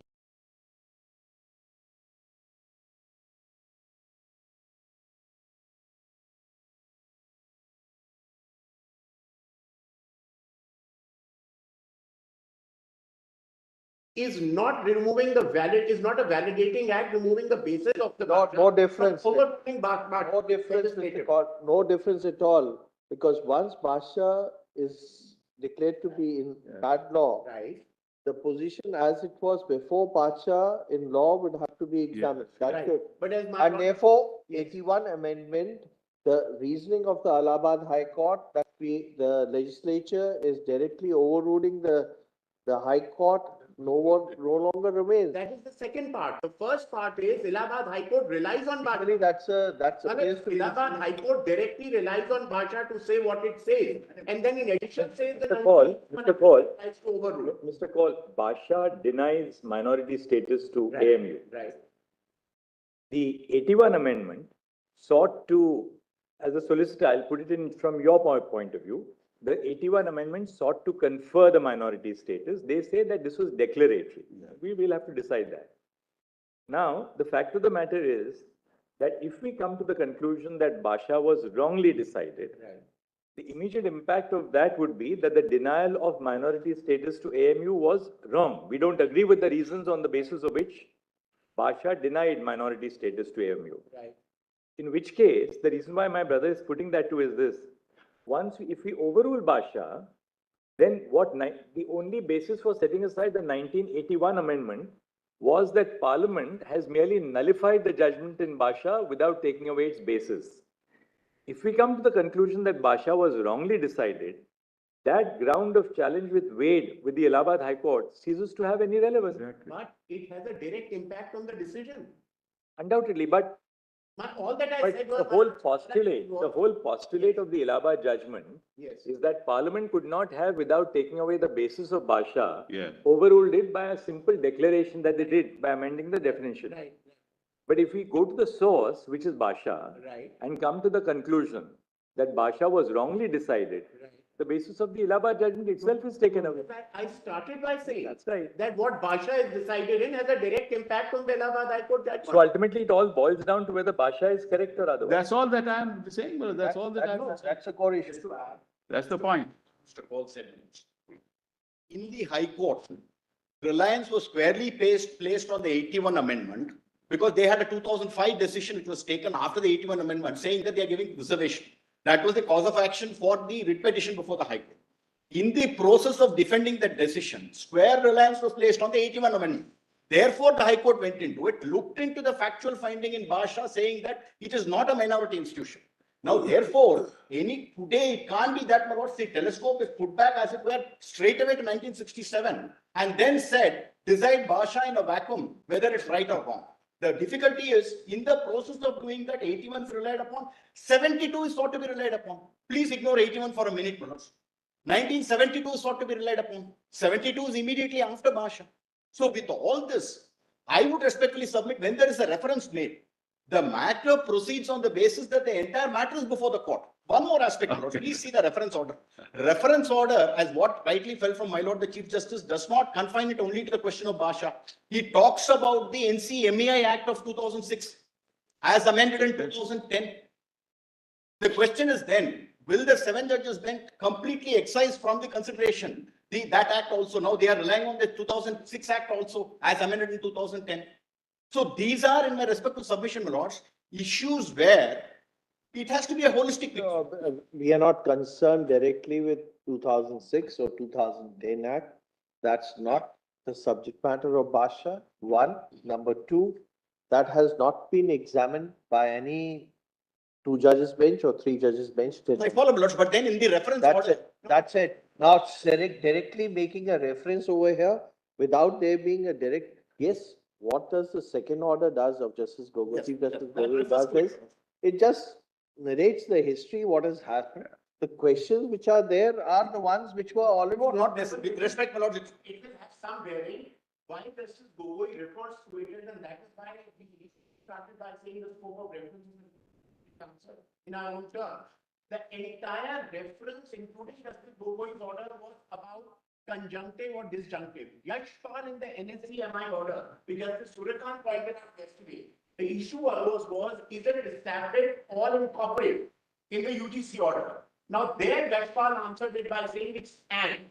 The 2010 amendment which was brought about later to the NSCME Act also said it's and not all. In that context, Justice Gogoi, while dealing with the history of what has happened since right from the beginning, the only issue for 50 years, no decision ever questioned Basha's decision on the individual finding on administration or establishment.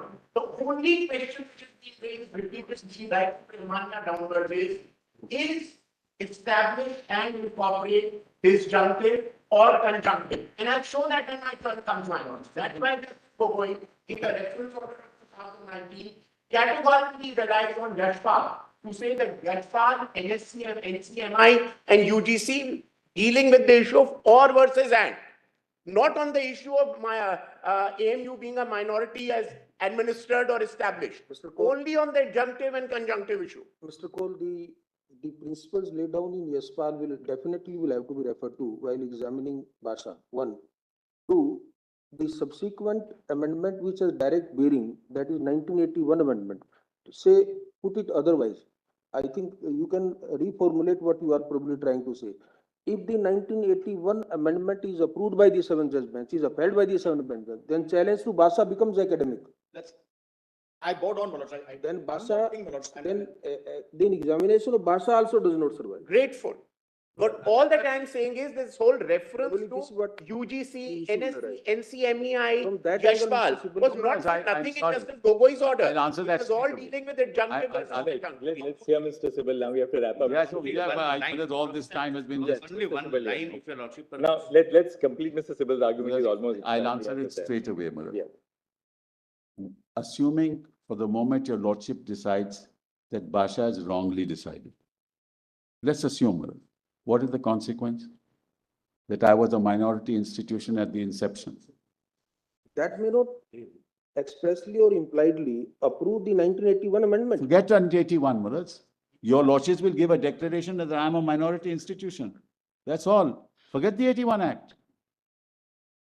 What is it? Your lordships can't change the nature of the minority institution if you say that Basha is wrongly decided. That nature will not change, Madam, under the 1981 Act.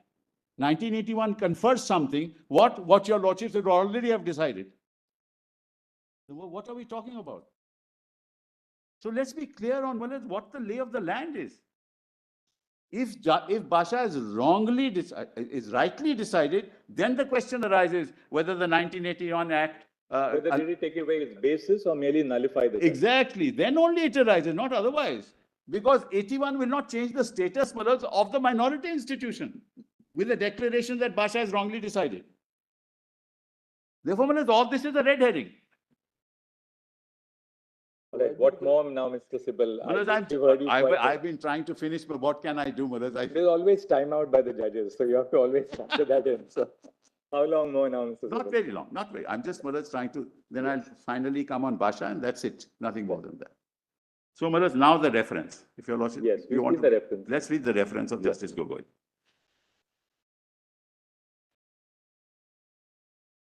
That's at Millard's volume What is the date? 3A. Date is Millard's 26 September. Or no?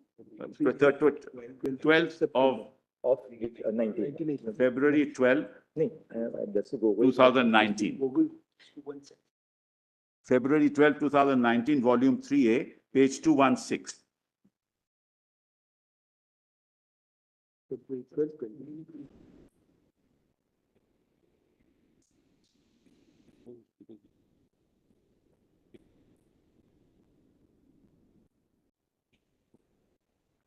Read it, finish with it, yeah.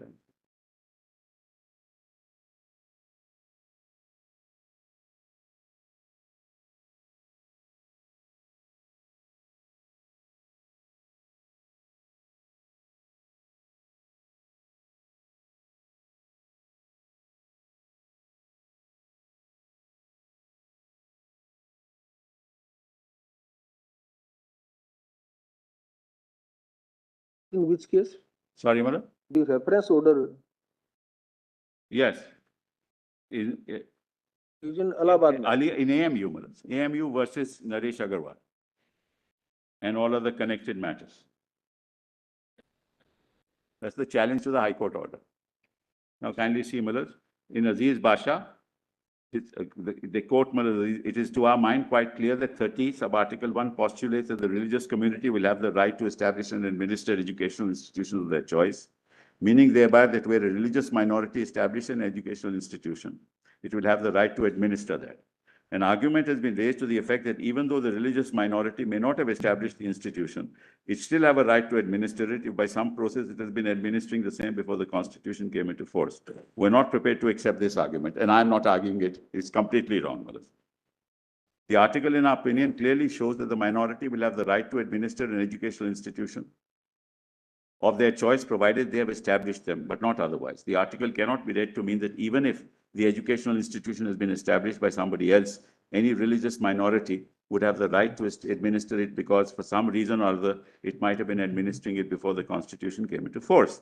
The words establish and administer in the article must be read conjunctively, and so read it gives the right to the minority to administer an educational institution provided it has been established by it. We're of the opinion that nothing in that case justifies the contention raised on behalf of the petitioners that the minorities would have the right to administer an educational institution, even though the institution may not have been established by them. The two words must be read together, and so read the article gives the right to the minority to administer institutions established by it. If the educational institution has not been established, it cannot claim to administer. That's what Basha held, and I agree here.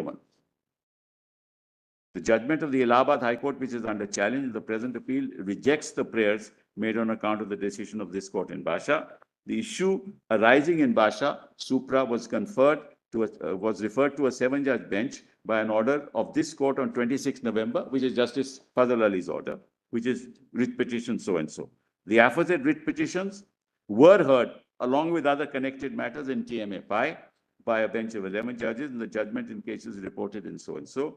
Question which was formulated for answer in TMA Pi, which coincidentally reflects the questions referred to by order of this court of 26 November, passed in writ petition so-and-so. What are the indicia for treating an educational institution a minority educational institution? Would an institution be regarded as a minority educational institution because it was established by persons belonging to a religious and linguistic minority, or it's being administered by persons belonging to a religious or linguistic minority? However, the bench did not answer the question, stating that it will be dealt with by the regular bench.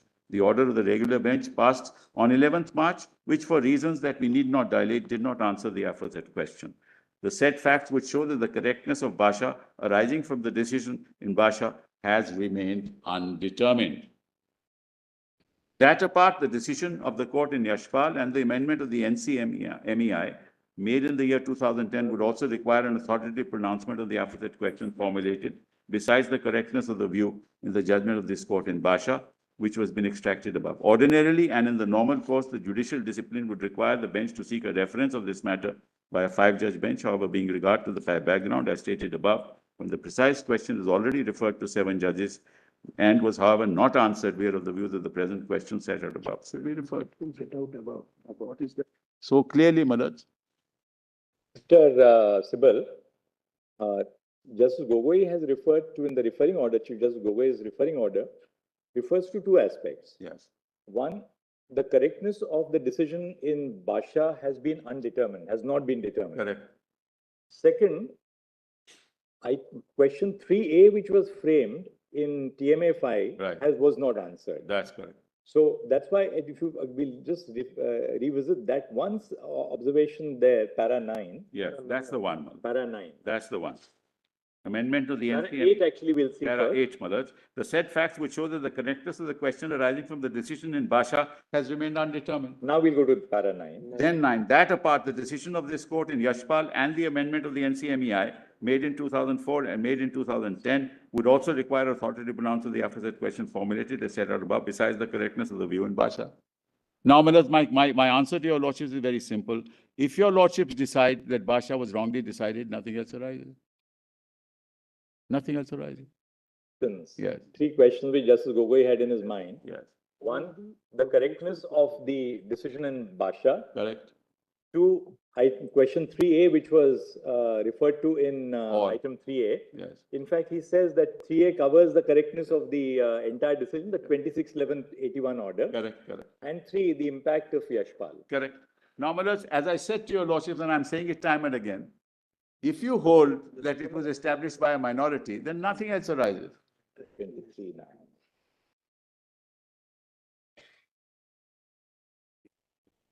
Sorry? Nine talks of both the things. No, I know, but I'm on another point. Your lordship is right. I'm not disputing that, Mullahs. My request to your lordship is, yeah, assuming, Mullahs, your lordship finds that Basha is wrongly decided and 1981 is unconstitutional, where does it leave us? It'll leave us nowhere. Then we'll still be a minority institution. You have to rephrase the reference because keeping in para 9 of the order which was just read out. Yeah. Yaspal and 2004 Act amendment in 2010, both are required to be examined, and in what context? On the aforesaid question formulated. Therefore, Mullahs, my request to your lordships is you first examine whether Basha is rightly decided or not. Render a judgment there. If you come to the conclusion Basha is wrongly decided, the second question need not be gone into. If you come to the conclusion Basha is rightly decided, then Mullahs, in any case, the 1981 issue will have to be. Besides the correctness of the Yes. group, besides mean in addition to. In addition to. Therefore, Mullahs, we have to move, Mullahs, in a way, Mullahs, that in fact, it decides the matter one way or the other. Then you can decide the 81 issue. If you decide against me on Basha. All right, now what Mullahs- remains now, Mr. Sibal? NCMEI Act, amendment to the NCMEI Act would require an authority, the amendment. On the question formulated. Yes. No, Mullahs, this is not the NCMEI Act. That amendment and NDCR. Yeah, there are two parts. The first question. What are the indications?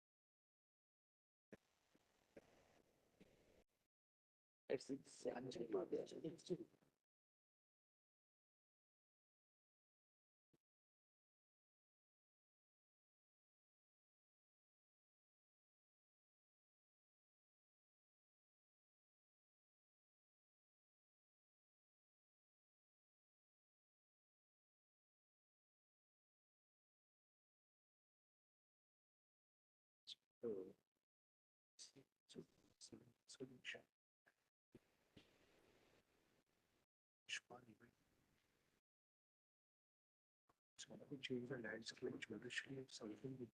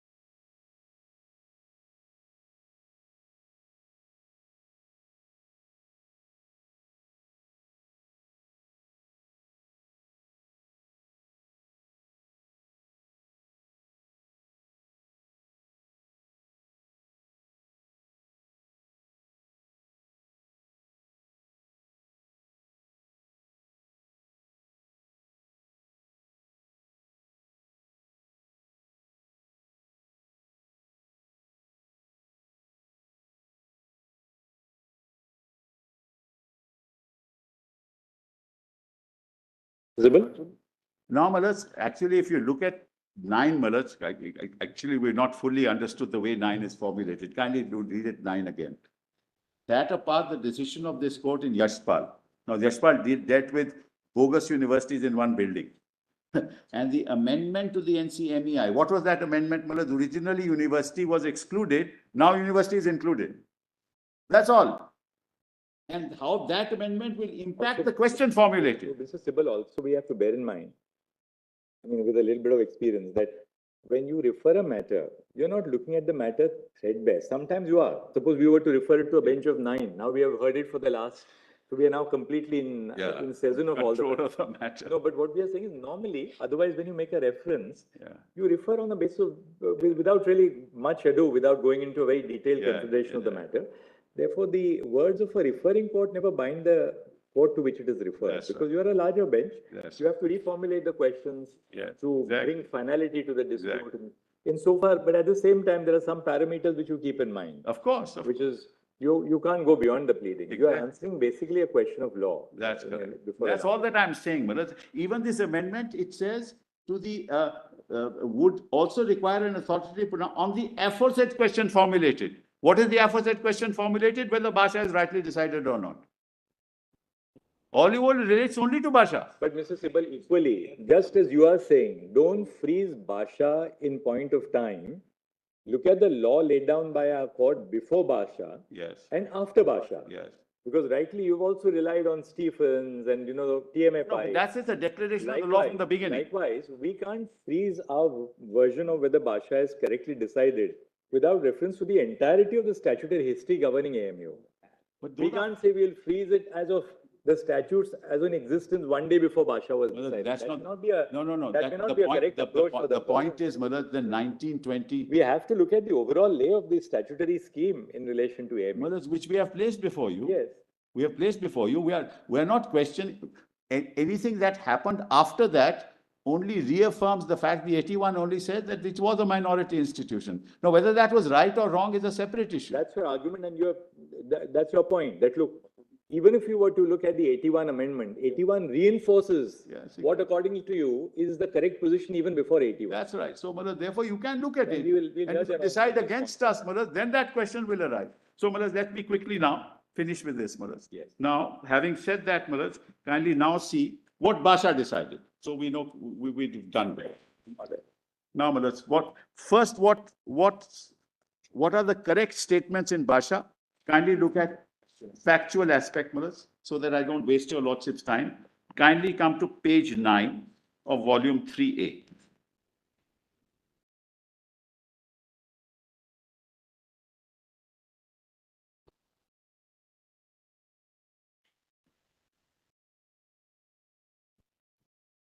Yes, it says, kindly see placitum A and B, statement of fact. Further, it seems that the existing MAO college was made the basis of the university and was made over to the authorities established by the 1920 Act for the administration of the university, along with properties and funds attached to the college, the major part of which had been contributed by Muslims through some contributions were made by other communities. This is a factual statement, Manoj. Correct. Nothing wrong with that statement. It only shows what? That we are the ones who set up the university. And Manoj, that 30 lakh today, if translated today, into 2006, as translated, it would be 280 crores. And today it'd be 500 crores. So, Manoj, Basha accepts. Is the MAO college was in existence. It was made the basis of the university. And the properties and the funds attached, that means everything in the college was handed over to the university. And the section itself says so. So the genesis of it is correct. That Basha affirms. Now, so it was, now number 2 is come to page 14 now.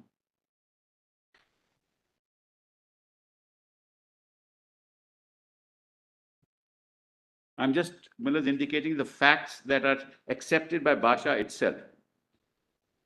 It says that brings us to the end of section 19, sections of 1920 Act. Your Lordship has, sorry, it's not that. Page 14. Yes, kindly. The next paragraph between B and C, sentence starting. the annexure to the 1920 Act. Lordship has that? Between B and C at page 14. Yes, the last The sentence. annexure to the 1920 Act gives the names of the foundation members of the court, 124, who were all Muslims and who were to hold office for 5 years for the commencement. So, the factual statement, correct, indicates the genesis.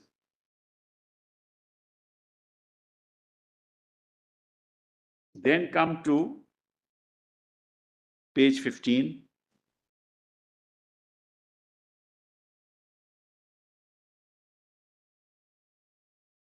Third paragraph, fourth line, between placetum C and D. It is remarkable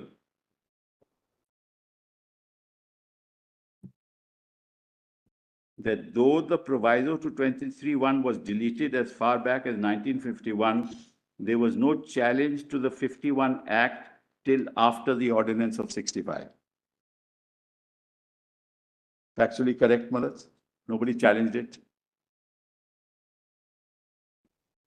The reason for this might be that there was practically no substantial change in the administrative setup of the 1920 Act, and it is only when a drastic change was made by the ordinance of 65 followed by the Act that challenge was made not only to the 65 Act but also to the 55 Act, insofar as it did away the proviso of 23(1).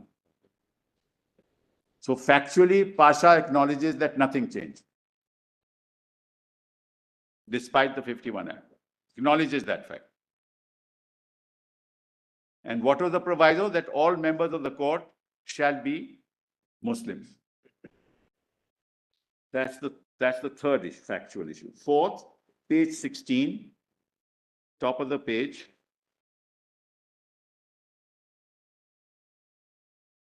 The statutes was right, placetum A. May I read it? The statutes were also amended and many of the powers of the court were transferred by the amendment to the Executive Council. Further, the constitution of the court was drastically changed by the amendment of the 8th statute, and it practically became a body nominated by the visitor, except for the chancellor, the pro-chancellor, the members of the Executive Council who were ex officio members, and 3 members of Parliament, 2 to be nominated by the Speaker of the House, and 1 the chairman of the Council of States. Changes were also made in the constitution of the Executive Council. Finally, the 65 Act provided that every person holding office as a member of the court or the Executive Council, as the case may be, immediately before the 20th day of 65, shall on and from the said date cease to hold office. It was also provided that until the court and the Executive Council were reconstituted, the visitor may by general or special order direct any officer of the university to exercise the powers. So this tells you, this is the reason for challenge of the 65 Act. Correct, Malaz? That's why it was challenged. Now come to page 17, top of the page, placetum A. Yes.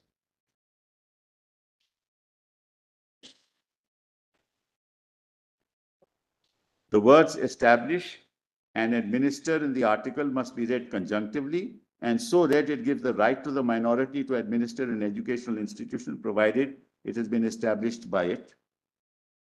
So that's the statement of the law, provided we have established it. So that's correct also. Then 17, at page 17, placetum F. We have therefore to consider whether Aligarh Muslim University was established by the minority community, and if it was so established, the minority community would certainly have the right to administer it. So clear, Malaz? That's what they say. So test is only of establishment, nothing more, and at the inception. Correct? So that's page 17. Then come to page 18. No, before we do so, the placetum paragraph starting before we do so. Before we do so, we should like to say that the words educational institution are a wide import and would include a university also. Please, Malaz, mark that. That's the contradiction in Bhasha.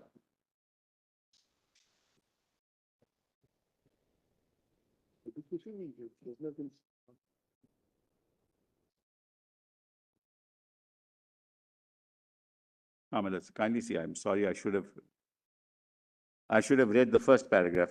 We shall have to examine. Sorry. We shall have to examine closely what happened in 1920 when the act was passed to decide, firstly, whether in the face of that act, it could be said that the Aligarh University was established by the Muslim minority. According to me, a wrong question asked, and you got the wrong answer. He says, if by virtue of that act, can you say that the university was established?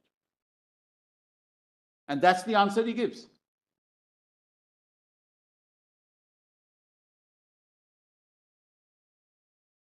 So we shall have to examine what happened in 20, when the 20 Act was passed to decide, firstly, whether in the face of the Act, it could be said that the Aligarh University was established by the Muslim minority. Secondly, whether the right to administer it ever vested in the minority. It's also wrong. I've shown to your lordships the provisions. Court was all Muslim. Money was there. Executive Council, Academic Council. In the Executive Council, out of 30 members, 23 were Muslim. That's administration.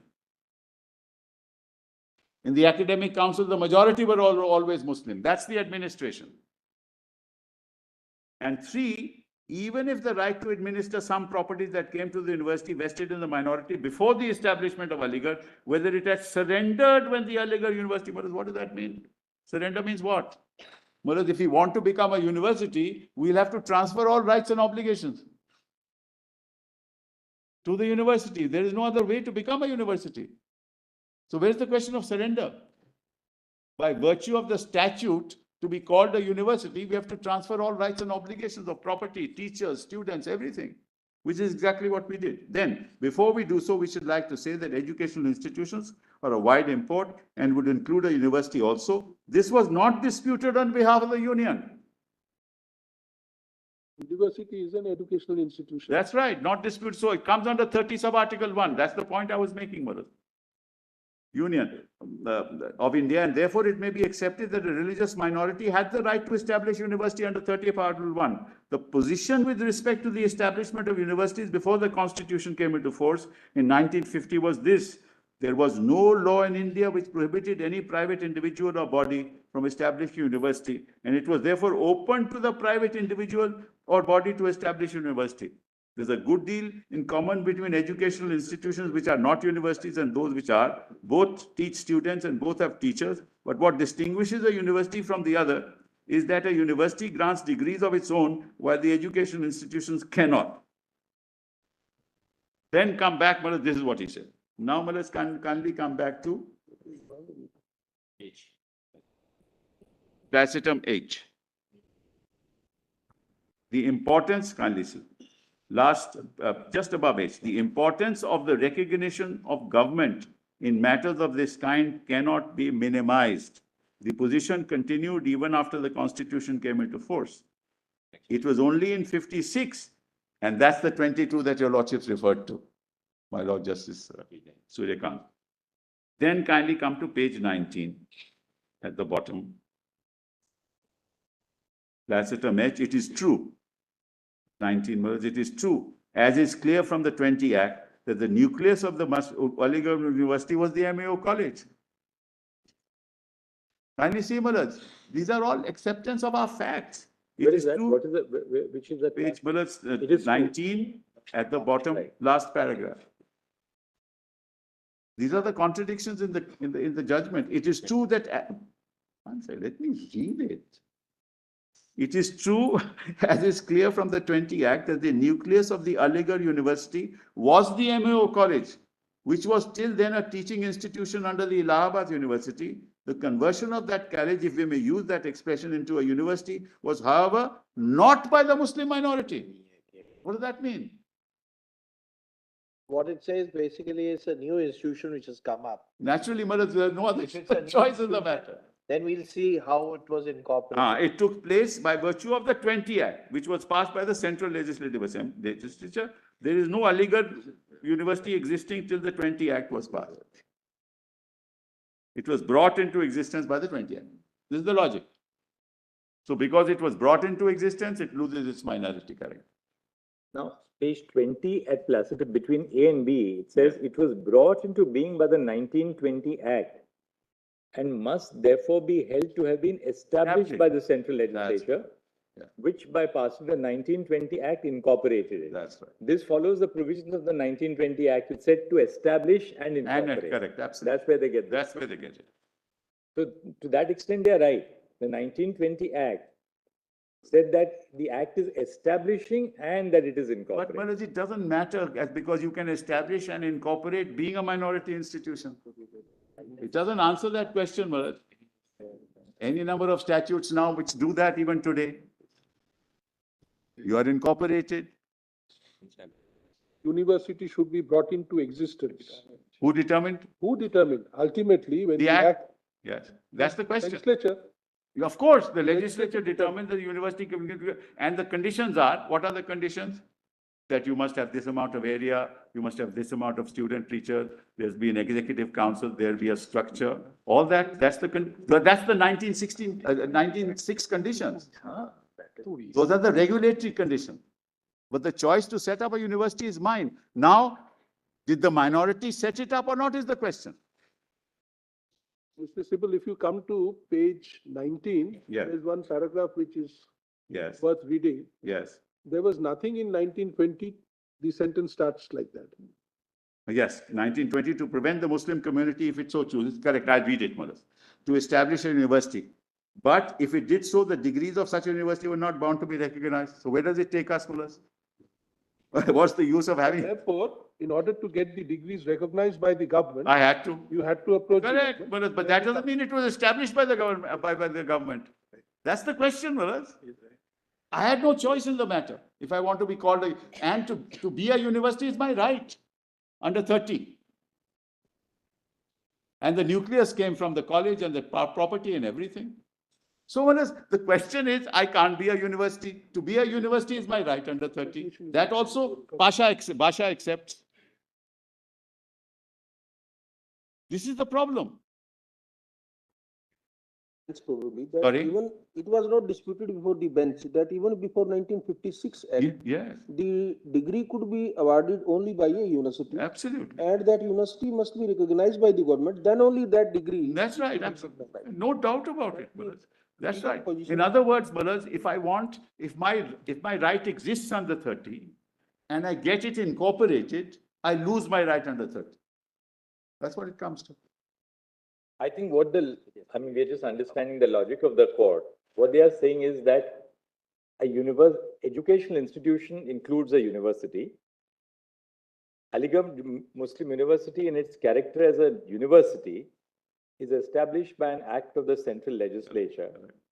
And because it is established by an act of the central legislature, notwithstanding all the efforts which were made by the Muslim community for, sort of in the movement to set up the college and then convert it into the university, the establishment is by an act of the legislature and not by the Muslim All right, community. but let me answer. That's the logic. Correct, which but we let me find answer in that straight away. Yes. The word established in Article 31 is different from the concept of establishment under an act.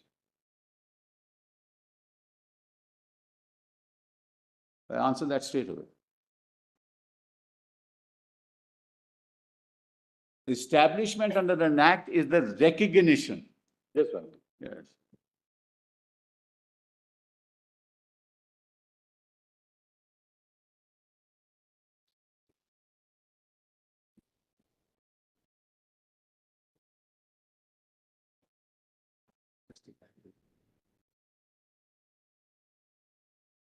The word established in 31 has a connotation, 30 sub-article 1 has a connotation which relates to the genesis of the institution, whether it's a college or it's a university or it's a school. Establishment in the statutory sense is the recognition for incorporation to grant a degree. So these are two separate concepts. We can't confuse the word establish in the context of one with established under Article 30 sub-article 1.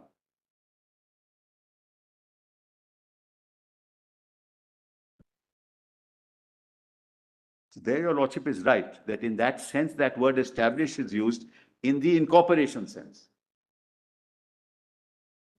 Yeah, but today, for example, you want to set up a university, you have to go through the same thing. It's a minority university, you go through the same thing, but it doesn't destroy your character as a minority university. The minorities by themselves do not have the right to create statutorily a university. Yes. They have to go to the You authority. have no choice, Mother. That's 1906. That's For that standard. matter, any individual doesn't have. And 30 recognizes your right to found a university also. That's right. That's accepted even in Basha. And the only, to establish, yes, to establish a The university. word But established. the only statutory way of doing it is to That's go through an act of That's parliament. right.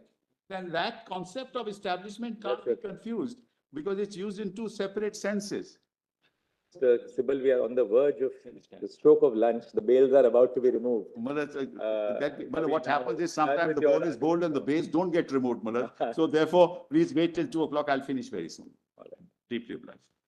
You've also been very kind.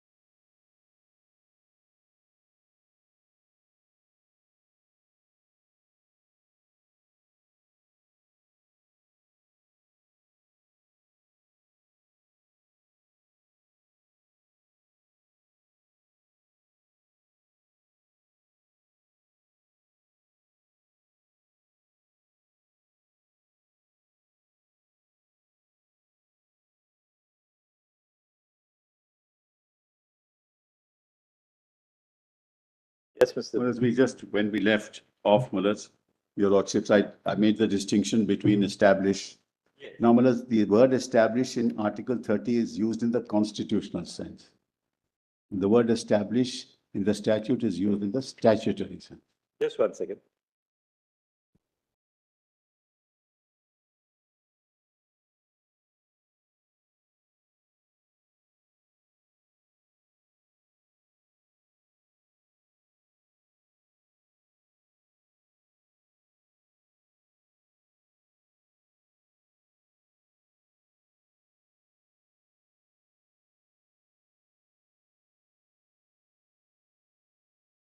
Yes, Mr. This is clear from the definition, and I will read it.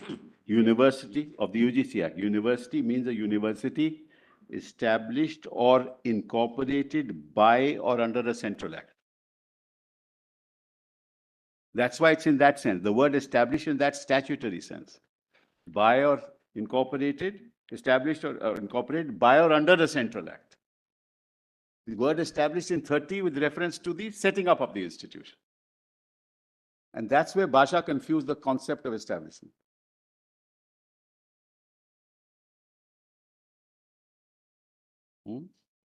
Even 22 uses the same expression. Same thing. Because you can establish a university by incorporation. That's what it means.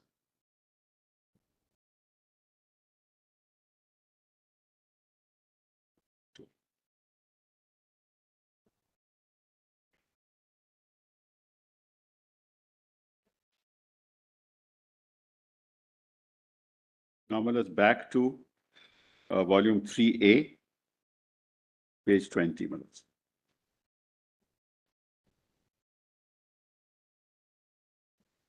Yes.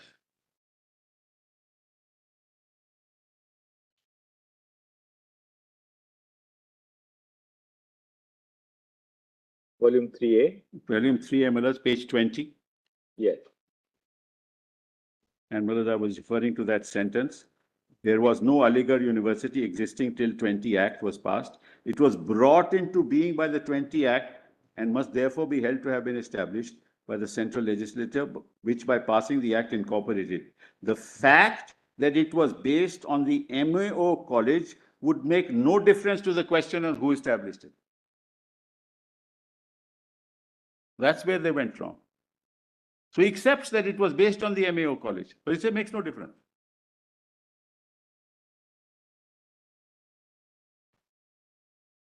So now let's come straight away to page 21. And that page 21, that's Placetum, last paragraph. Yes, last paragraph. My lords have that? From the history we have set out above, it will be clear that those who were in charge of the MAO College, the Muslim University Association and the Muslim University Foundation Committee were keen to bring into existence a university at Aligarh. But this is the admission. There was nothing in law then to prevent them from doing so if they so desired without asking the government to help them in the matter. So they accept the fact that yes, we are the ones who wanted to bring a university into existence. It was the minority community. But if they brought into existence a university of their own, degrees of the university are not bound to be recognized by the government.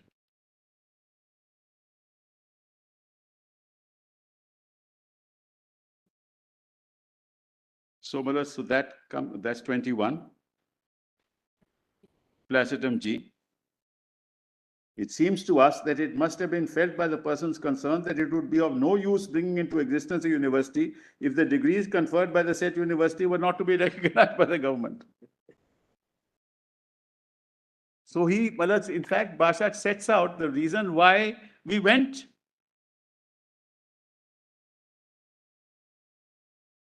So that's on 21. Now, these are the correct statement of facts in Basha, which I have pointed out. Now, the incorrect statements of fact. I'll just point those out. First of all is page 23. The incorrect statements of fact. Paragraph 2 in page 23. Yes. It says, well, it's placitum between B and C, sentence C, it will thus be seen. Your Lordship has that? Paragraph at page 23. Second paragraph, it will thus be seen, just above placitum F, that besides the fact that the members of the court had to be all Muslims, there was nothing in the act to suggest that the administration of the Aligarh University was in Muslim minority as such. Correct? Where are you reading, Mr. Sibyl? That's paragraph, page 23. Yes. Besides, there were other bodies, that para? Yes, in that para, 5 sentences thereafter, it will thus be seen. Yes. It will thus be seen that besides the fact that the members of the court had all to be Muslims, there was nothing in the act to suggest that the administration of the Aligarh University was in Muslim minority as such.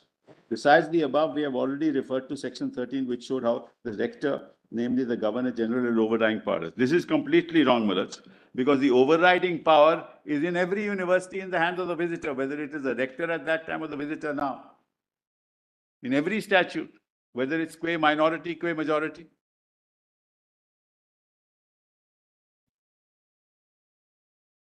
The overriding powers are there always, Mullah.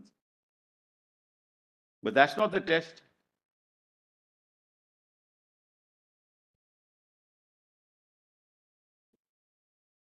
Yeah, Mullah, I'm sorry, my learned friend is right. I missed it out myself. Page 21, end of the page, Mullah, my fault. The hurry, I'm missing out things. Placitum H, Mullah. It may be accepted for the present purposes that MAO College and Muslim University Association and Muslim University Foundation were institutions established by the Muslim minority. Accepts the fact.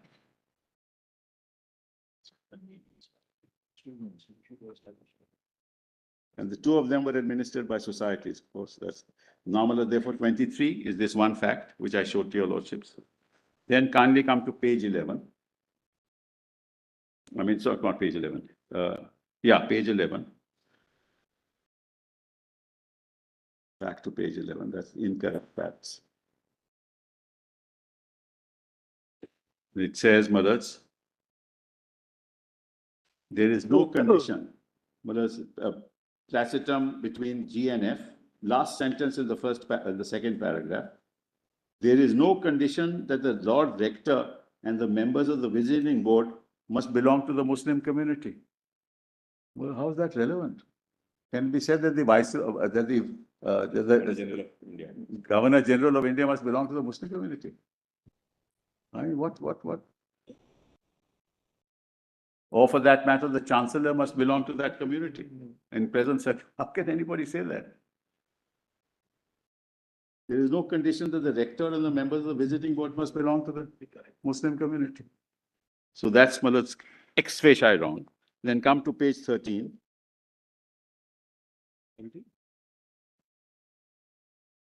This again I'm sorry.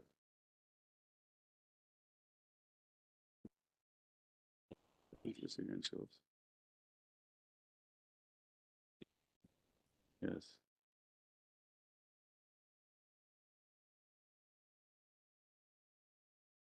At the bottom last, this again shows. Last on the page, 4 lines, this again shows. On page 12, sir, on page 12, right at the. Yes. Page 12, Mullah. You put page 13. That's now what?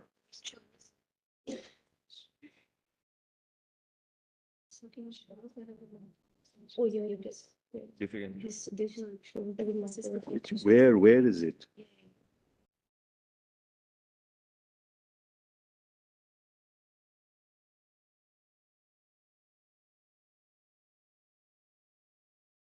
Can we cut? We have understood. We have understood. Yes, now Mullah, just see page 13.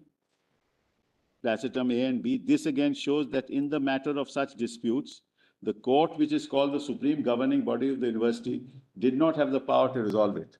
Whereas if the dispute is between the academic council and the executive council, they say there was no power in the court to resolve it. Well, how does that, what's that? Because arbitration was provided for. How is that relevant for the purposes of establishment? So that, Mullah, that's 13. but just one or two more things. Then, Mullahs, kindly come to page 13 at the bottom. There is nothing anywhere in any section of the Act. Where is it? The second line. The Yeah. line of the last paragraph. There is nothing, Mullah's last paragraph, second line, there is nothing anywhere in any section of the Act which vests the administration of the university in the Muslim community. The fact that in the proviso to 23, it is provided that the court of the shall consist only of Muslims does not necessarily mean that. Now, Mullah, this is factually incorrect, and your lordships may note that. In the academic council, 15 members from the court are from the court, which are Muslims. Factually incorrect statement. Page 19.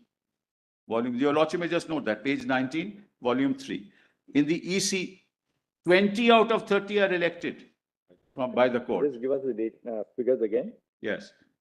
In the academic council, 15 members are from the court and are all Muslims. That's at page, because at that time court were all Muslims. That's page 19, volume 3G.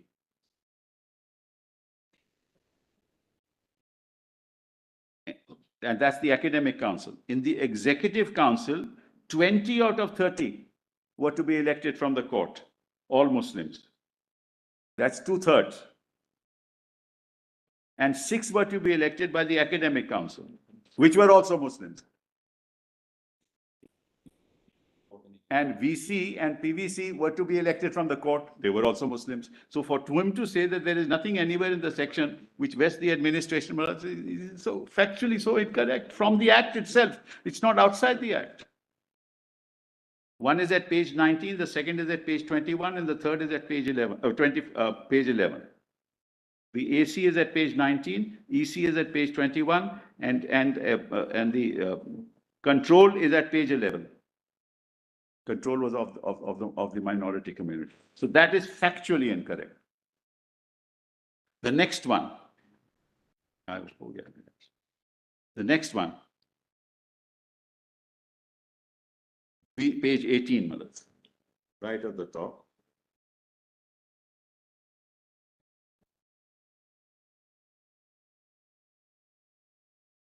We have to examine closely what happened. We have already- Malas, we have already all, so therefore forget that, Malas. I've already said that. Then page 19, Malas, second paragraph. There is nothing in the 20 Act to prevent the Muslim majority, if it's so minority, to establish a university. But if it did so, the degrees of were not bound to be recognized. Already said that. And then, Malas, he said, it may be that page 20, that the 20 Act was passed as a result of the efforts of the Muslim minority. But that does not mean that the Aligarh Muslim University came into being. That's it. It's at page 20 itself, Malas. It's contradictory. Page 20, Placetum D, Malas. Yes. It may be that the 20 Act was passed as a result of efforts, but that does not mean. So that takes care of that. Then page 22, Placetum E, C. It was thus, that's one. It was thus the central legislature, Placetum C, which brought into existence the Aligarh Muslim and must be held to have established it. That's the basis of the order in any case. Then right at the end, last paragraph, it appears from paragraph 8 of the schedule that even though the members of the court had to be Muslim, the electors were not exclusively Muslim. That's neither here nor there. I've already shown that, your lordships. Then page 23, first paragraph, last 3 lines. Further, 15 members of the court were to be elected by the academic council, the membership which was not confined only to Muslims. Sure. Then page 23, these provisions in our opinion, Placetum, last term between F and G. These provisions in our opinion clearly show that the administration are not relevant, really speaking. We are on administration. So really that takes care, Malas, of what was right and what was wrong. So Malas, I've done that. And the last thing now, then I've done it. What is the last thing? What is it that we brought in and what was transferred? to Aligarh Muslim University. 30 lakhs. Just one second.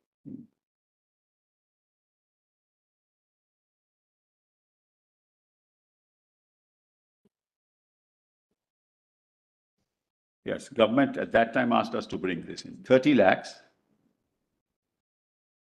raised by the Muslim University Association, which is worth 300 crores today. In 2005, it was valued at 287 crores. This is reflected in Section 7 of the 20 Act. Section 7 of the 20 Act, Volume 3G, at page 7. Section 7 of the 20 Act, Volume 3G, at page 7. So found it. That's what Dr. Dhawan Mullas kept on saying. It was founded.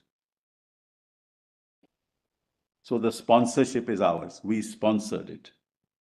All land, infrastructure, movable, immovable properties of MAO College and the Muslim University Association stood transferred to AMU. So all land, all infrastructure, movable, immovable properties of the MAO College and the Muslim University Association to transfer to AMU. So all the assets, movable, immovable, all transferred. That's at Section 4.1 of the 20 Act in Volume 3G at page 6. Section 4.1 of the 20 Act, Volume 3G, page 6. The next is even more important. Any property given to the MAO College or Muslim Association by gift, trust, would be read as will gift to MOU. Kindly see, this is a private, your Lordship knows. A will is a private act, and a private instrument. Even that, is deemed under the act to be given to be a gift. Even government land becomes theirs, This shows continuity, This is Section 4, small Roman 4 of the 1920 Act. Section 4, small Roman 4 of the 1920 Act, Volume 3G, page 6. Then, all buildings of MAO College. Next, all buildings of MAO College were to vest in the AMU. And the same name were to be kept of those buildings. Names could not be changed. That's, Section 4, Roman small 5 of the 20 Act. Section 4. Small Roman 5 of the 20 Act, Volume 3G, page 6. Then, 5. All employees of MAO College transferred to AMU. Yes, shows continuity, all this shows. This is Volume 4, Roman small 6 of the 20 Act, Volume 3G, page 6. All employees and all students of the MAO College permitted to complete their education in the AMU. So students were transferred, again, continuity. That's section 32, brackets 5 of the 1920 Act at page 14. So this is how, the continuity is established, the genesis is established, the foundation is established, and Basha acknowledges all this, but it says doesn't matter because there's an act. It matters. Matters because this is the only institution of its kind set up with intent to serve the interests of secular India and to protect the minority institutions in empowering their children and others to be part of the workforce of India. If you reject this, you destroy that dream. That dream should not be destroyed. Thank you very much.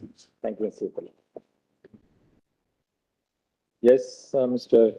Khurshid? Your Lordship may pardon me for a while. my lord. Yes. Is there any other note?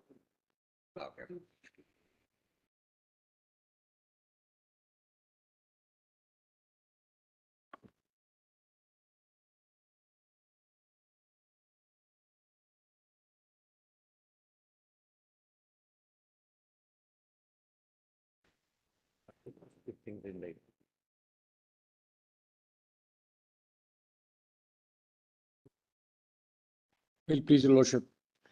Your Lords, I adopt whatever my learned colleagues have said, Lords, with appreciation and gratitude.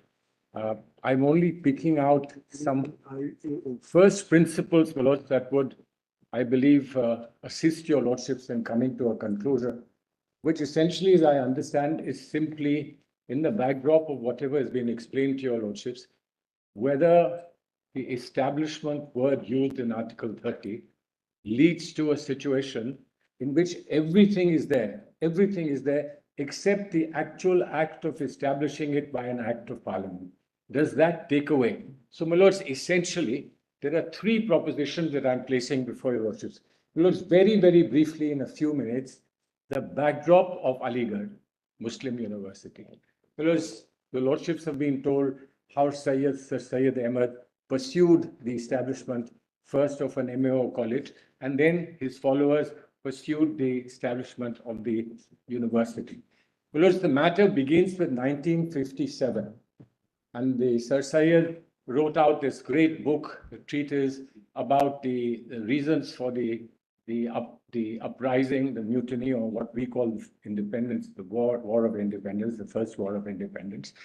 And thereafter, one of the important causes for him, as he found, was the backwardness of Muslim community, particularly the educational backwardness of the Muslim community. So he set out to bring about education. He had already set up something called the Scientific Society, the purpose of which was to translate scientific books into Urdu so that they could be made accessible to the community and make the community more aware of what the scientific developments were happening. And that was Sir Syed. He then, my lords, after 1857, he visited Oxford University. He tried to absorb and understand how a good university could be made. And then, of course, the same designs of Oxford University were reproduced in the architectural plans of what was MAO College and then Aligarh University. Of course, we didn't have in colleges as Oxford and Cambridge have, but the buildings were designed around what are called halls of residence. It was to be a residential university, so there were halls of residence, each hall having very eminent background and each hall having a particular character. So, my lords, there is what is called in Aligarh an Aligarh Tehzeeb. It's very important. And I'm saying all this, my lords, because I have a sentimental attachment to Aligarh. I was born in the Vice Chancellor's house, therefore I do have a claim sentimentally on Aligarh, but be that as it may, my lords. There's a particular tehzeeb translates into culture or a subculture that Aligarh represents. I do believe there's a culture in every great institution. Lordships know culture in every great institution, but Aligarh has a unique culture, which a great deal has to do with ability to speak, ability to propound, ability to interact, ability to imagine, and to project. My lords, this is seen right through the Aligarh University's culture. My lords, so when the university is established, your lordships have also already seen that it was established with the effort of the community. And therefore, I distinguish in first principle two kinds of establishments, well, two kinds of statutory acts that may be propounded by government. One is a non-consensual act, where, my lords, an institution that has fallen on bad times, where there is widespread talk of corruption, that people are not being served as they should be served. And the government steps in to say that in order to save this institution, we need to take it over. And they take over that institution. It's a non-consensual necessarily. But there can also be a consensual takeover, which is exactly what Aligarh was about, where everybody gathered and said, please convert us into a university. And as Mr. Kapil Sibal just argued, all those assets and the entitlements of MAO College were handed over to the university. Malad, two things have happened. When Aligarh Muslim University Act was passed in 1920, it was not assumed that there would be a difference between two different kinds of universities, which we now have become familiar with, private university and a public university. Your Lordships asked what minority institutions or university level institutions are there. And it seems that Aligarh being one, provided your Lordships agree with us, Jamia University is the second one, dependent on whatever the decisions will happen in Aligarh. Jamia was a breakaway offshoot of Aligarh. Jamia was part of the independence movement because in the independence movement, it was felt that whatever Khurshid, we're not dealing with Jamia's case because that's a separate matter. So if you want to go into that, maybe expanding the scope of the reference. Well, I'm only saying that your Lordships asked me if there were more than Aligarh institutions that were likely or felt to be minority institutions. Jamia is one, but that's also in litigation, and I do believe in the High Court. Apart from Jamia, any other examples in the country? Well, it's the other there are other examples. In fact, the other side has produced some examples. Those are all so-called private universities. Well, there's the Mahavir Jain University. There is the Christ University, Christ College. Your Lordships mentioned Vellore Medical College. Now, what has happened there is most of the Christian institutions either are like St. Stephen's College within a larger complex of a university, or they are all deemed universities. So, my lords, if you start with a school, you start with possibly a society that is registered under the Registration Act. From the society, you develop a college that is also under Registration Act and whatever affiliation is provided. The college then could possibly become deemed university. Nothing happens. The character is preserved throughout. It's just the transformation from a deemed university to a full university when the question marks come. Your Lordships asked about Jamia. Jamia retained that character without any question while it was a deemed university. The moment Jamia became a full university, Jamia also came under the same question mark that now is placed before Aligarh University. So, my lords, the private universities are there, but just for your Lordship's information, the private universities that are treated as minority institutions has a slight tweaking from the model of Aligarh. Well, Aligarh model was that everything that was owned by the societies was handed over. Jamia did the same thing, was handed over to the university, and the societies were dissolved. What the private universities now are doing is that the society doesn't get dissolved. The society retains whatever it has, but the society comes under the umbrella of a university, and the society is told the conditions, once they are met, the government should be informed that the conditions are met, and on meeting those conditions, the university will come into operation. So today, the dichotomy is that you can have a private university, provided your Lordships at some stage in this matter or elsewhere hold that just the fact that the university has been established in inverted commas by an act of parliament or an act of the state legislature will not deny it its minority character. That finding hasn't yet come. But if there is such a finding, then private universities would exist. But as far as we understand, from our point of view, if your Lordships decide against us and in favor of Aziz Basha, as decided by the bench of 5 judges, then we couldn't, one way or the other, get a private university or a public university that would have the tag of being a minority university. So that's very critical. And well, for this purpose, what I'm asking your Lordships to do is to consider that when a society is registered, you can get together and could be a group of people, unorganized people, etc., can set up a school. But in order to get legal identity or legal entity or legal personality, they have to register themselves as a society. And the registration is under a statute. The registration is an act, the lowercase act ACT of the government or of the state, and yet it continues to be recognized as a private university. Here, the moment you go beyond a deemed university and you ask for being made into a full university, your lordships have already heard it can only be done through an act of parliament, and therefore the moment it's done through by act of parliament, you lose your. So you're giving by one hand under Article 31 and taking back by the other hand by saying, well, if you're constituted or you're established or you're formed. So if your lordships were to use the meaning of founded, it would be easy to then come to a conclusion that founding involves a participatory inclusion of the sponsoring society. In the private universities, they are now called sponsoring societies, whereas here your lordship saw the history. My lords, my second point would be a brief point.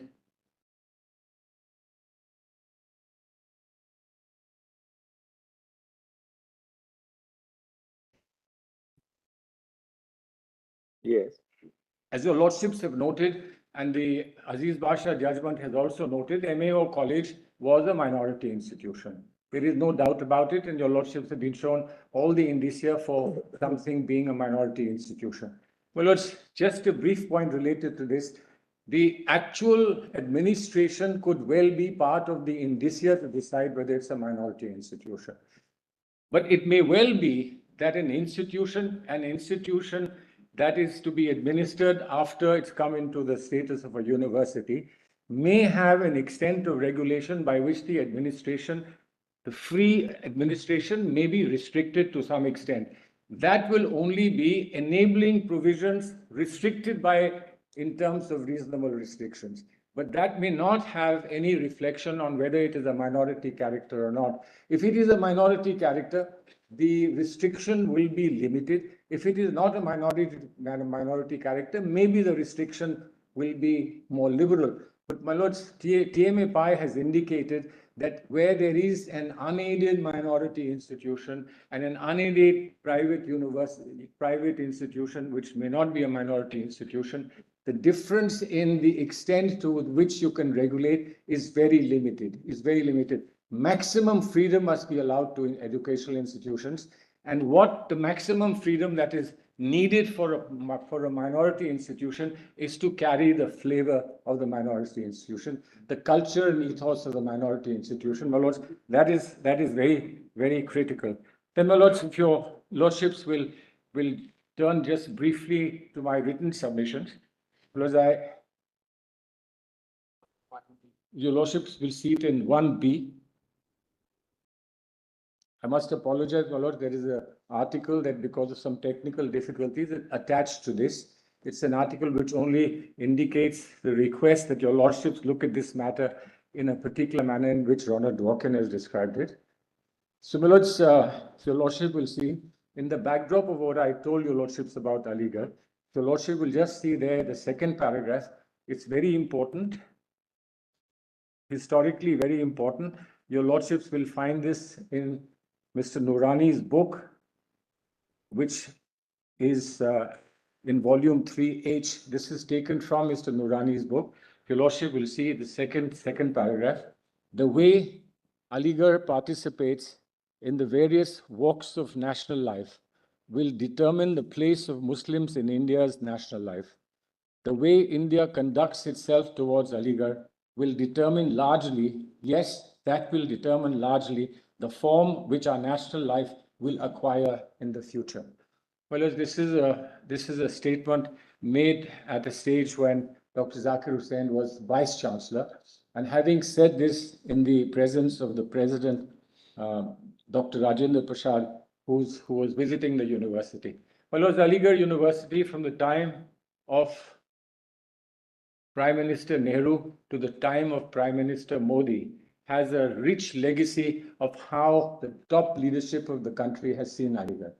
Time of Nehru, Nehru came and asked whether Aligarh didn't have a tarana. It didn't have a song of the institution.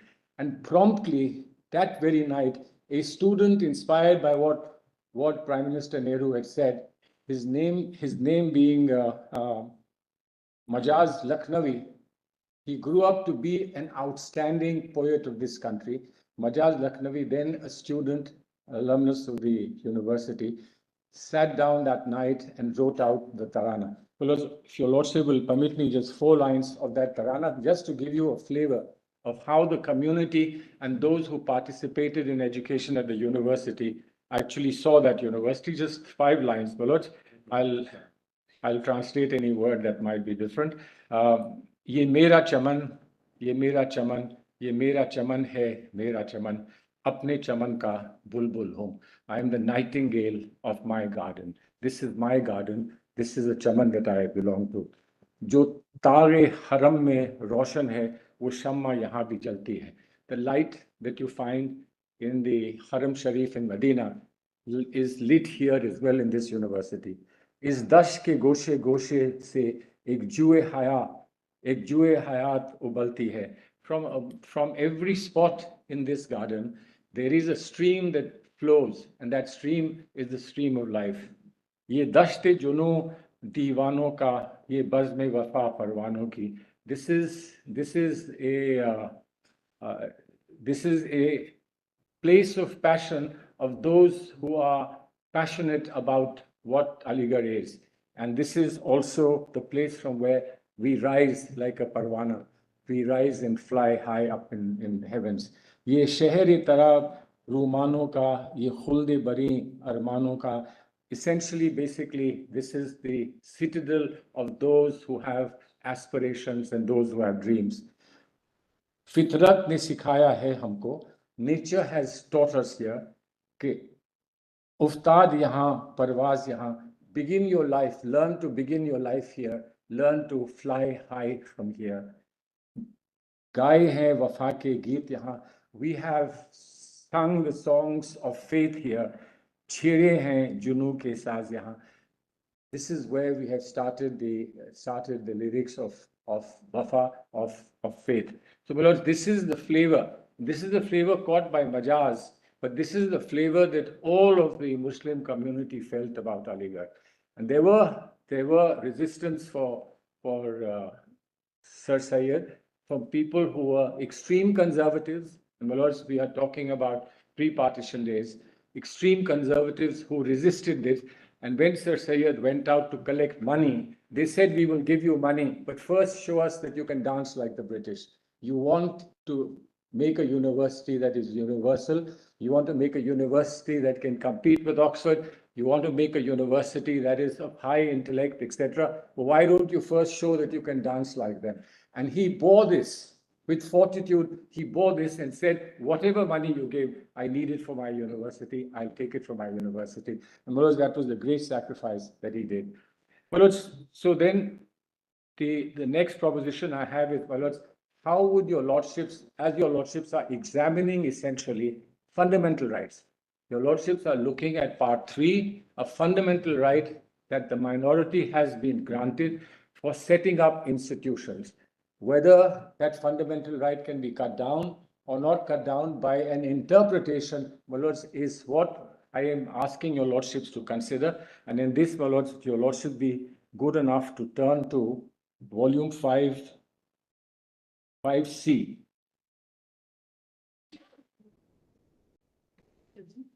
A judgment.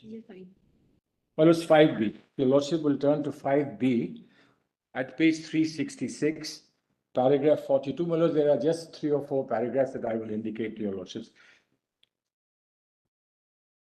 My Lord Chief Justice's very eloquent description of the nature of fundamental rights. Because I want to pinpoint this because this would help your lordships then take a view on what to be done with the Article 30.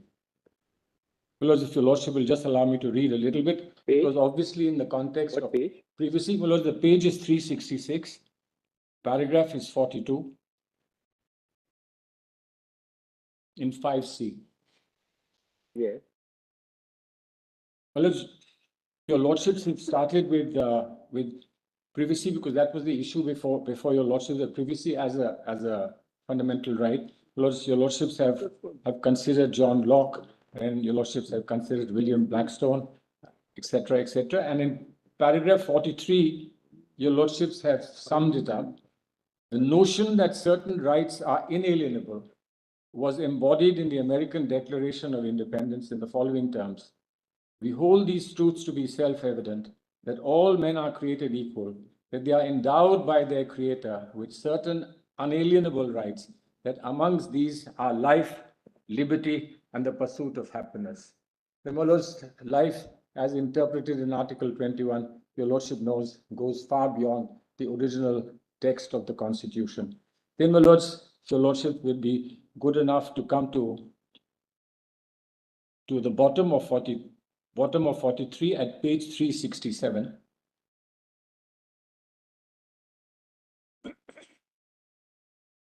In quotes, my Lords, right at the top of that page, for its drafters to ignore, to forget, or to depreciate the rights of man are the sole causes of public misfortune and government corruption. These rights are natural rights, inalienable and sacred. The National Assembly recognizes and proclaims them. It does not grant them, concede or establish them. It was an interesting word, establish, used here. And their conservation is the reason for all political communities within these rights figures resistance to oppression. And then, my Lords, Roscoe Pound in paragraph 44, the spirit of the common law, the quote is, natural rights means simply interests which we think ought to be secured, demands which human beings may make, which we think ought to be satisfied. It is perfectly true that neither law nor state creates them, but it is fatal to all sound thinking to treat them as legal conceptions. For legal rights, the devices which law employs to secure such of these interests as it is expedient to recognize are the work of the law, and in that sense, the work of the state. Then your Lordships will see the next quote, which is on the classical natural law that's found in the revival of natural law. Second line, one was natural rights, qualities of the ideal or perfect man in the state of perfection by virtue of which he ought to have certain things to be able to do certain things. These were a guarantee of stability because the natural rights were taken to be immutable and inalienable.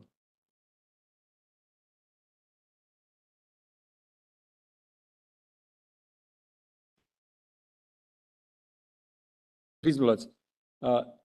The social compact, a postulated contract basis of civil society, here was a guide to change, an ideal law of which positive laws were only declaratory, an ideal body of perfect precepts governing human relations and ordering human conduct, guaranteeing the natural rights and expressing the social compacts. Well, it's the social compact of equality. It's the social contract of participation. And so social contract, as your Lordships have seen, of life with dignity. And would your Lordship then consider that the entire range of rights, certainly the rights of life with liberty, includes the right to educate yourself, includes the right to educate yourself with other colleagues and with other friends, and that rights should not be truncated by an interpretation of court saying this established. And there, my Lords, your Lordships already have what Mr. Kapil Sibal had argued. My Lords, then 46, because this sums up, paragraph 46 at page 368. Natural rights are not bestowed by the state. They inhere in human beings because they are human. They exist equally in the individual, irrespective of class or strata, gender, or orientation. So, my Lords, this really sums up. Then, if your Lordships will quickly look at paragraph 48, and there I believe, my Lords, because this will link up with the article I wanted to place before your Lordships, the idea that individuals can have rights against the state that are prior to rights created by explicit legislation has been developed as part of a liberal theory of law propounded by Ronald Dworkin in his seminal work titled Taking Rights Seriously. In my Lords, next page, 369.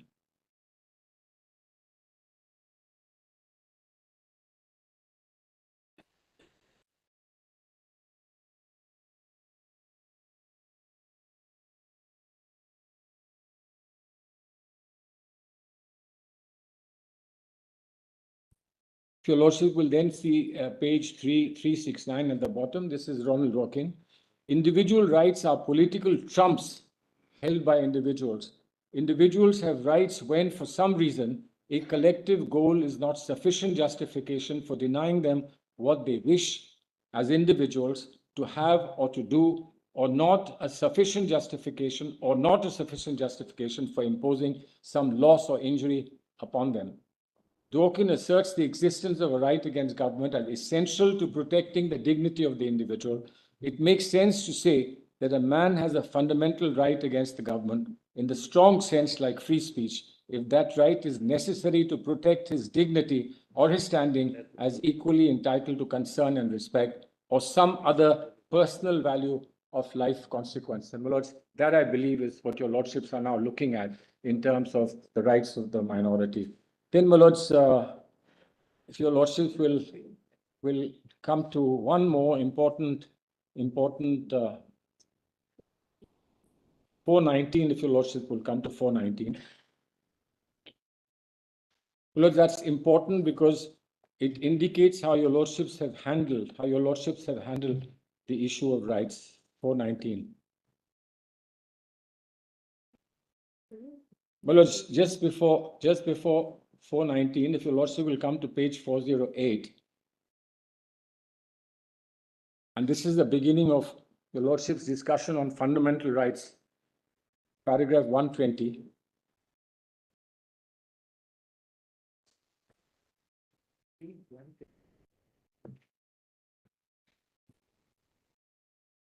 Just above paragraph 121, I'll save your lordship's time in reading everything. Well, the last 3-4 lines, the fundamental rights, in other words, are primordial rights, which have traditionally been regarded as natural rights. In that character, these rights are inseparable from human existence. They have been preserved by the Constitution, this being a recognition of their existence even prior to the constitutional document. So, Mullahs, I would argue that these rights that minorities have as individuals existed before 1950. And if in the 1950 translation of those rights into the document would in any way truncate them, then your lordships would consider whether there are possible ways in which that truncation can be avoided. And in this case, it is only a matter of interpretation. It is not a matter of voiding any portion or rewriting that portion, but merely a matter of interpretation given by 5 eminent judges of this court to see if that interpretation could itself be altered to give more meaning to natural rights and to human rights. Well, Lords, 418 is where your lordships come to, having considered all the general fundamental right cases, your lordships come to what your lordships call discordant notes. Well, it's in the entire thesis that Dworkin has, Dworkin's thesis of how to look at institutional interpretation of rights. He also has a significant section which talks about the mistake, a mistake that must be corrected, a mistake that must be restricted at an appropriate stage. And here your lordships are considering ADM Jabalpur as a possible mistake. And then if there is a mistake, what is best to be done? Your lordships considered what the majority had said. Then at page 144, your lordships come to the dissenting opinion of my Lord Justice Khanna. My Lord, this is page 418. In his dissenting opinion, Justice Khanna emphatically held that the suppression of the right to move any court for the enforcement of the right under Article 21 upon a proclamation of emergency would not affect the enforcement of the basic right to life and liberty. The Constitution was not the sole repository of the right to life and liberty. ADM Jabalpur goes on even to say so. Then, my lords, if your lordship will just leave that paragraph 525, internal paragraph 525, and your lordship's comment then comes at the bottom of that paragraph. Even in the absence of Article 21, it would not be permissible for the state to deprive a person of his life and liberty without the authority of the law. Your lordships are actually saying that even in the absence of 21, because of whatever legislation or whatever the law that is being propounded, it will not take away your right to come to court to seek remedy. That was the critical decision in dissenting judgment that my Lord Justice Khanna gave. Then, my Lords, at page 136, very quickly, at page 419, paragraph 136. Your Lordships held as follows. The judgments rendered by all the 4 judges constituting the majority of ADM Jabalpur was seriously flawed. Life and personal liberty are inalienable to human existence. These rights are, as recognized in Keshav and Bharati, primordial rights. They constitute rights under natural law. The human element in the life of the individual is integrally founded on the sanctity of life.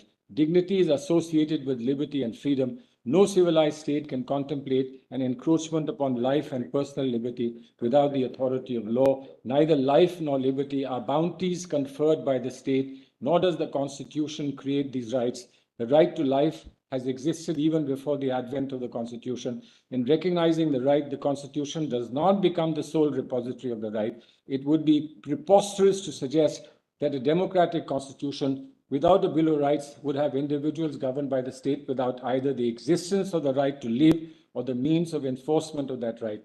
The right to life being inalienable to every individual, it existed prior to the Constitution and continued in force under Article 372 of the Constitution.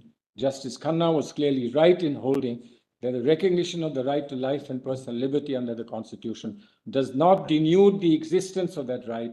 Apart from it, nor can there be a fatuous assumption that in adopting the Constitution, the people of India surrendered the most precious aspect of human persona, namely life, liberty, and freedom to the state, on whose mercy these rights would depend. Such a construct is contrary to the basic foundation of rule of law, which imposes restraints upon powers vested in the modern state when it deals with liberties of the individual. The power of the court to issue a writ of habeas corpus is a precious and undeniable feature of rule of law.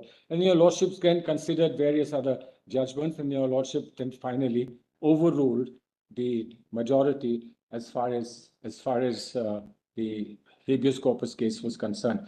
Because I'm asking your Lordships to consider whether the same perception would apply to interpreting the Constitution. I'm not asking that any part of the Constitution be held void. That would be a very far-fetched argument. But the integrity of the Constitution and the harmony of the Constitution in the sense of how it tries to represent primordial rights, my Lords, would lead your Lordships, I hope, to actually coming to a conclusion that the word established when it comes to minority rights of education is something that had to be considered liberally to include participatory functioning.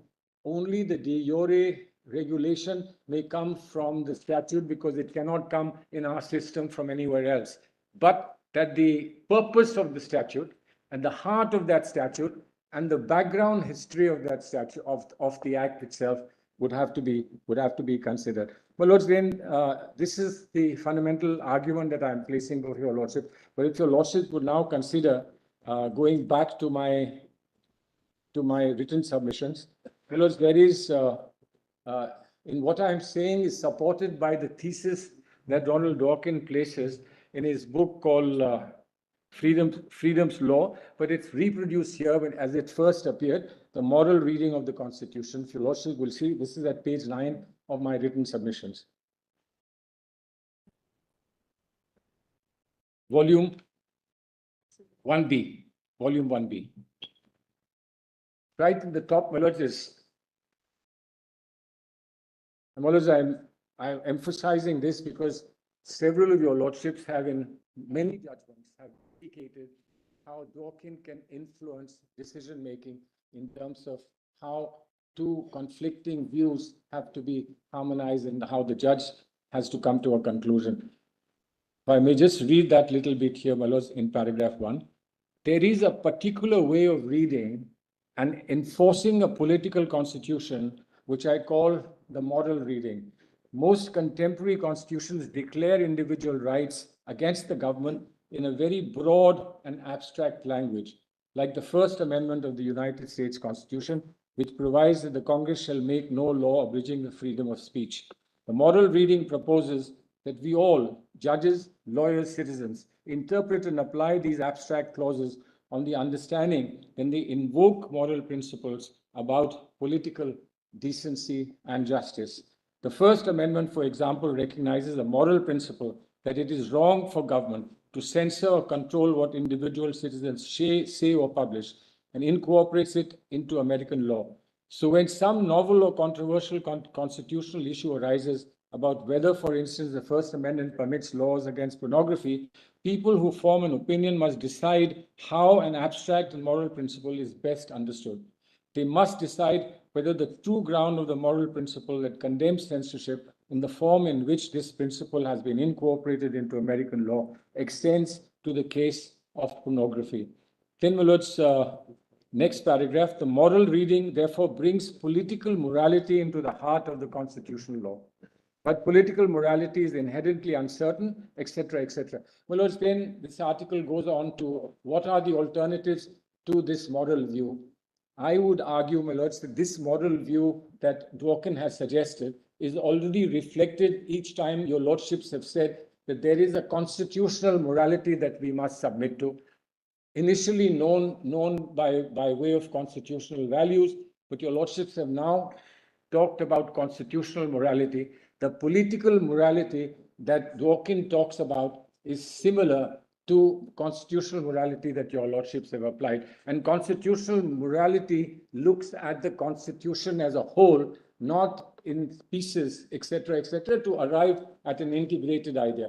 And I submit, my lords, that an integrated idea of constitutional morality would certainly point your lordships towards coming to a conclusion that minority rights can't suddenly disappear by way of an artificially restricted interpretation of a word like established. Well, that's basically my argument to essentially support what all the other counsel have argued, that this is an additional reason, the moral reading of the Constitution that would give your lordships this conclusion. I'm deeply grateful, my lordship. Yes, Mr. Farah.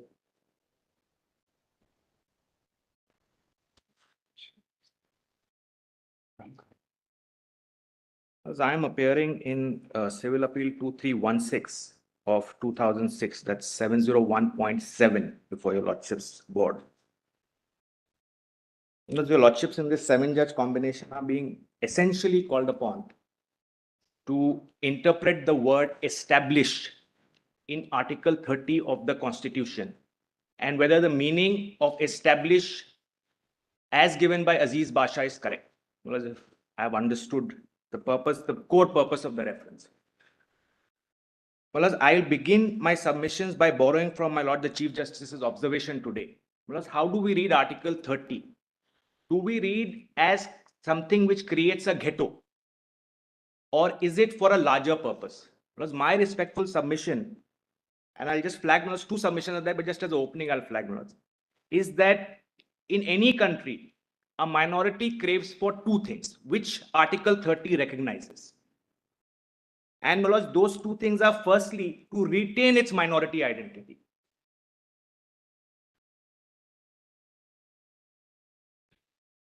And secondly, while retaining its minority identity, to fully and completely participate in the national life and national mainstream.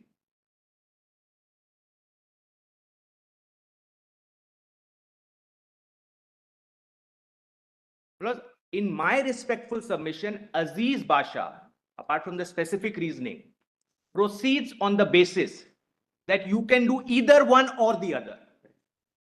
You can't do simultaneously both. So you can be a minority, you stay in your space, but if you become a university and the law requires the parliament to enact something, then you lose your status. You can't be both. If you have provisions in your statute which permit others to be part apart from the community for which it is being established, that may disentitle you. Plus, that's the background. Plus, the second background submission is that your lordships will bear in mind that AMU, plus today we are testing AMU status in 2024. In its present form, it has existed from 1920, 104 years. Even if we exclude the MAO portion. And then if we include that, it's 150 years.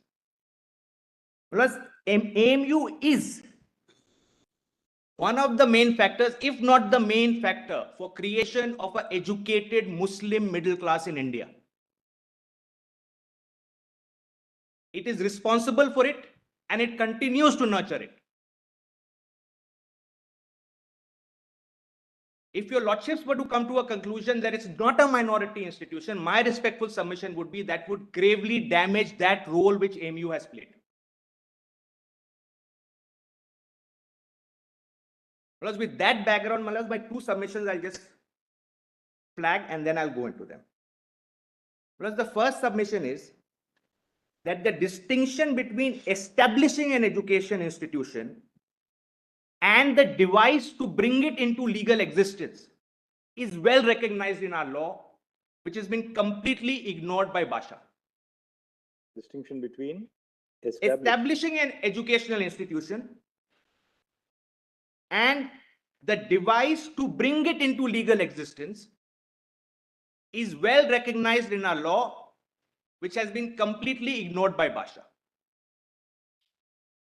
Well, that's my first submission, Malal, which I'll seek to develop.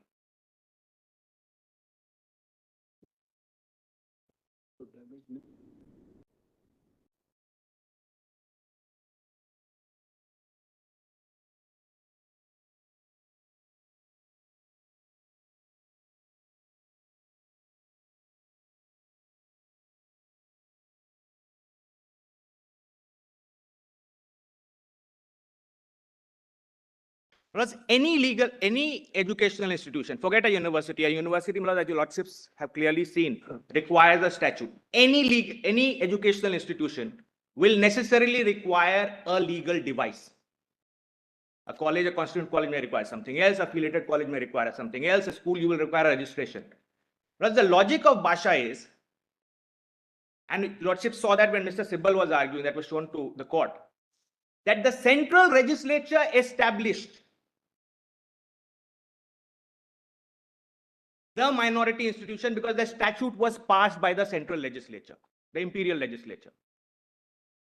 Established, and that's the meaning of established for the purpose of Article 30 of the Constitution. Because my respectful submission is, it conflates, obviously, establishment and incorporation. That it definitely conflates. But what it also conflates is established by and established through. It is established by a minority through the legal device of a statute.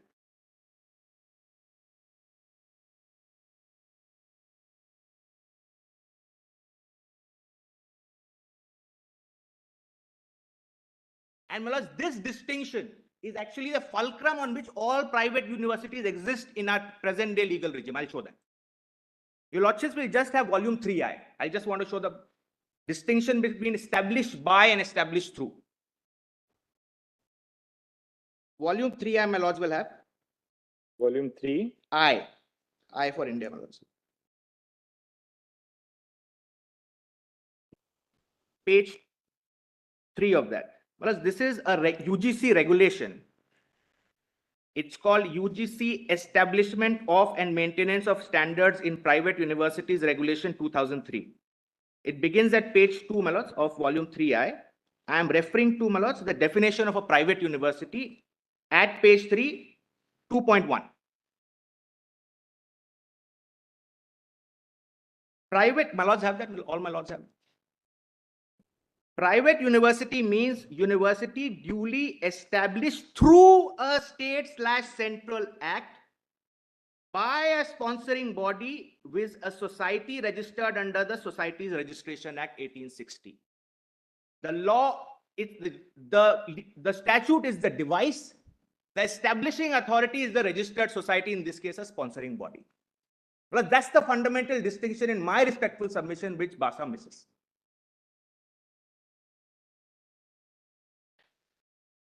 A statute can be a legal device, well, as the highest form of legal device, undoubtedly. There can be lower forms of legal device. A registration certificate under a society's registration act. That is also issued by a governmental authority. By the logic of Basha, that is also established by the government. Now, my lords will have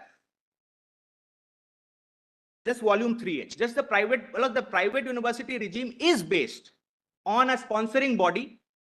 Normally, my lord, it's a business house or it could be a charitable organization which establishes a registered society. They prepare a plan, they put it to the government of the day. The government either enacts an act bringing that university into existence, separate act, or there are states which have a regular one act and you add it as a schedule. So as you come along, you add one university after another as a schedule. Now, in that respect, my lords will have volume 3H. What about 3.1? My lords. That's right, my lords. Shall be established by a separate state act. That's- Here, the preposition used is by, That's right. whereas in the definition it is through. Plus that, What is the effect? well, the point really is that when established, your lordship say right, it uses by. But I'm trying to emphasize the larger principle that the legal instrument is only a device. Well, obviously, if Basha is right, let's test the proposition. Under Article 30, we are interpreting the word established. Every establishment will be by some legal action. Minorities can never establish anything, forget a university. Because it will be even if a college is there, it will be a registered society. The registration will be issued by a authority, established by that central government authority, registrar of societies. Instead of parliament, this is imperial, the finding is, it's the imperial legislature, instead of that will be established by registrar of societies. No, but don't you think that That's exactly, I'm so grateful to my lords. I'm just coming to that. Because in fact, the private university regime also has minority institutions within it. And my lords, 5 of those institutions are relied on by learned solicitors in his written submission. I'll refer to them. And all of them, in fact, support our point. So, my lords, with that, just come for a moment the UP Act. And that is in volume 3H. Kindly have volume 3H. Page 231 is where it begins. Kindly have page 234. 3H.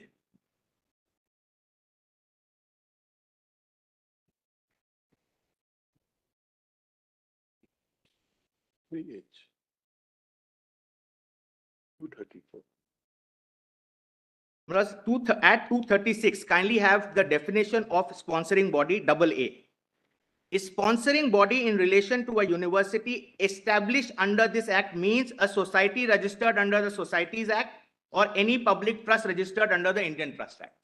Very similar, AMU was effectively run by a registered society, and Mr. Khurshid pointed out. Now, of course, there was those societies subsumed. Now it continues to exist separately, but it is established by the society through the device of the act.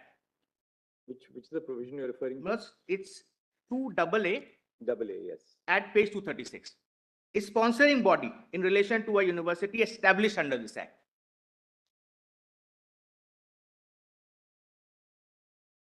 And Malaz Bill has section 8.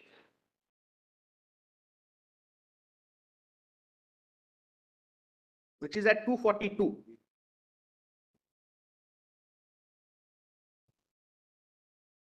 Because I am only arguing for the broad principle. I am not.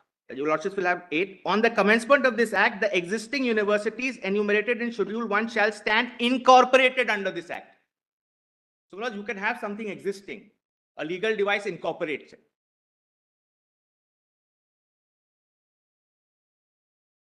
Now, just have the schedule, my lords, at 261.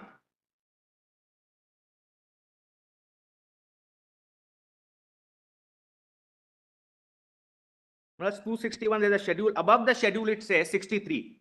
Notwithstanding anything contained in this act, the university established by a religious or linguistic minority of the state of UP shall continue to have the privileges as guaranteed under Article 30.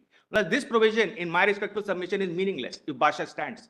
Because Basha says the minute a legislation intervenes, you lose your status.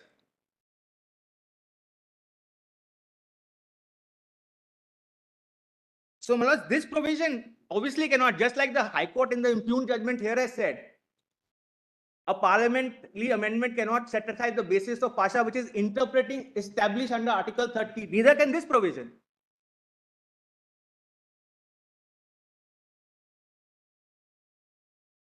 Now, my lords, we'll just have the first, the Integral University Act. Well, these are examples which the learned solicitor only has given. I'll just come to his written submission. The Integral University Act, it's a minority institution. Serial number 5, Tirthankar Mahavir is a Jain University, also a minority institution. And, my lords, over the page at serial number 27, Era University, Lucknow.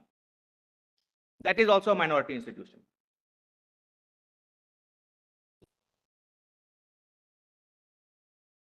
So the correcting means Era. What is it? Era. Era. think that's. Era, is it? Era University, Lucknow. Now, my lords, will have the learned solicitor's written submission, volume 2B, page 51. Para 85. Volume 2. B for Bombay. Page 51, my lords, para 85.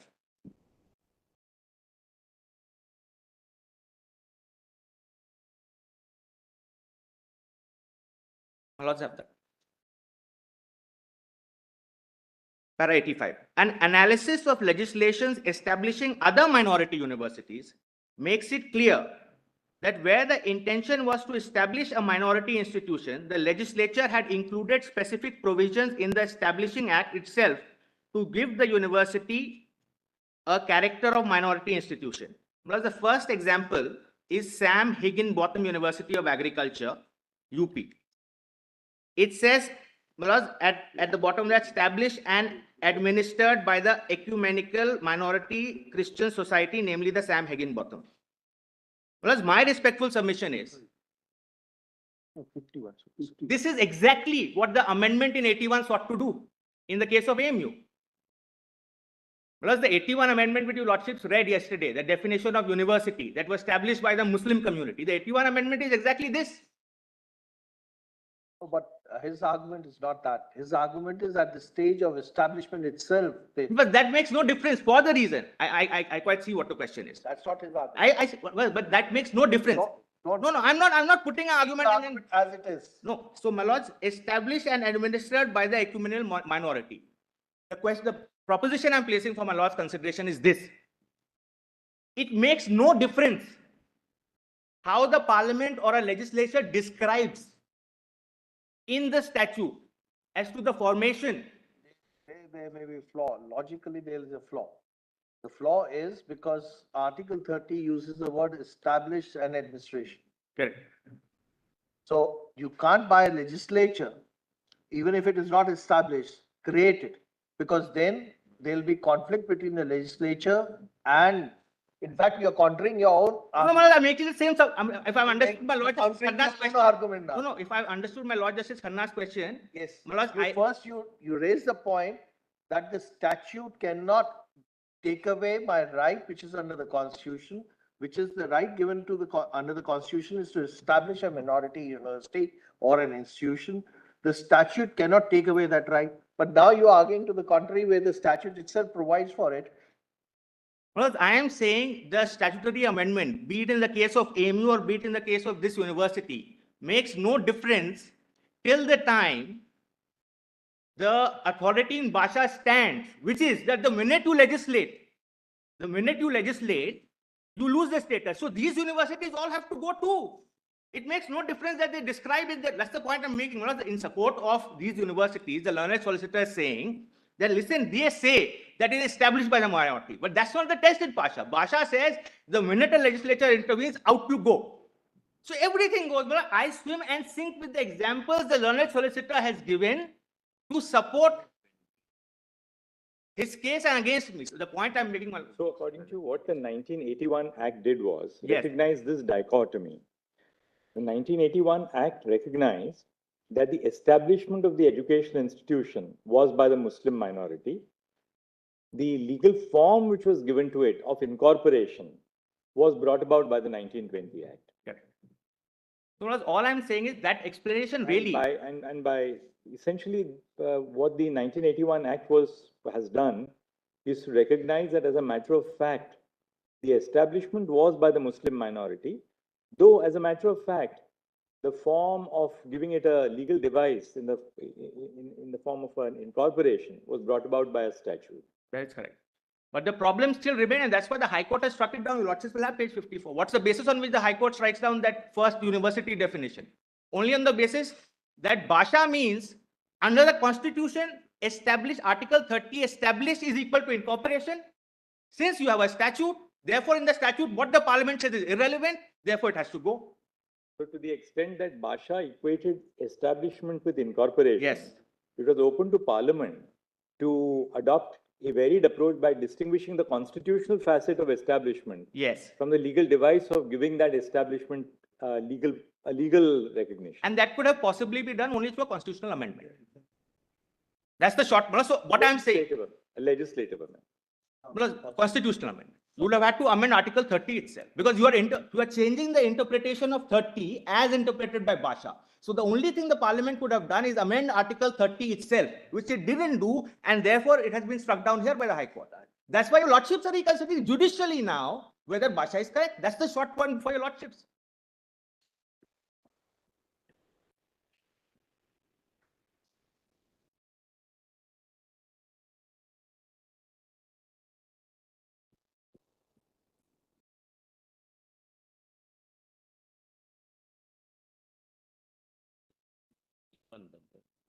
So my submission is this: if Bhasha, We have understood. yes, so that's the first submission. So if Bhasha stands, then if there cannot be a minority university in this country, forget VMU, including the examples the learned solicitor has given. All of them will go. They have to go. If Bhasha stands, all of them have to go. I will go, but so will they.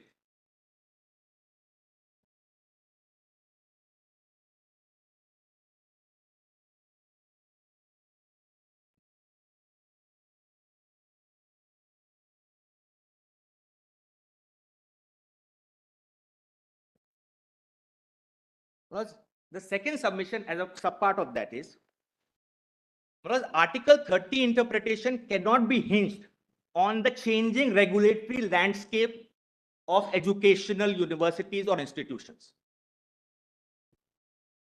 Well, I'll just give an example. The East India, before there was no Companies Act. As you Lordship know, the East India Act, a company was established under a specific charter. Until 1844, when the UK Companies Act came for the first time, it was either through a separate act or through a specific charter of the Crown.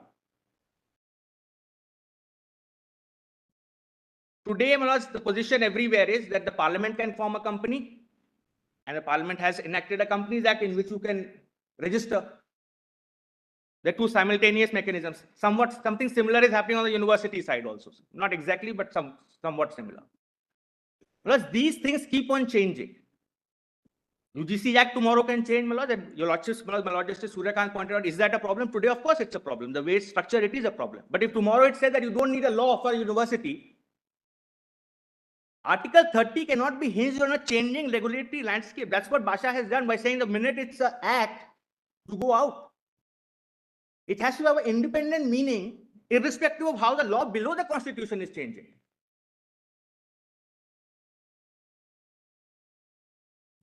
That's the second error that Bhasha makes. Yes. Plus, then my other submission is something which was really not submission, but a question which arose from the bench. I'll just try to answer it in very short.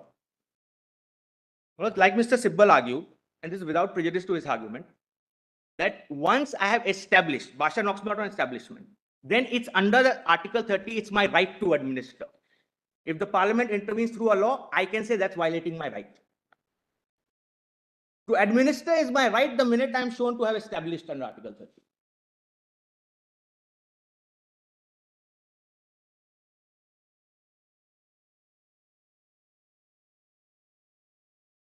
That may not be fully correct because even if a minority institution establishes it, it may not visualize the right to administer will be retained by the minority community.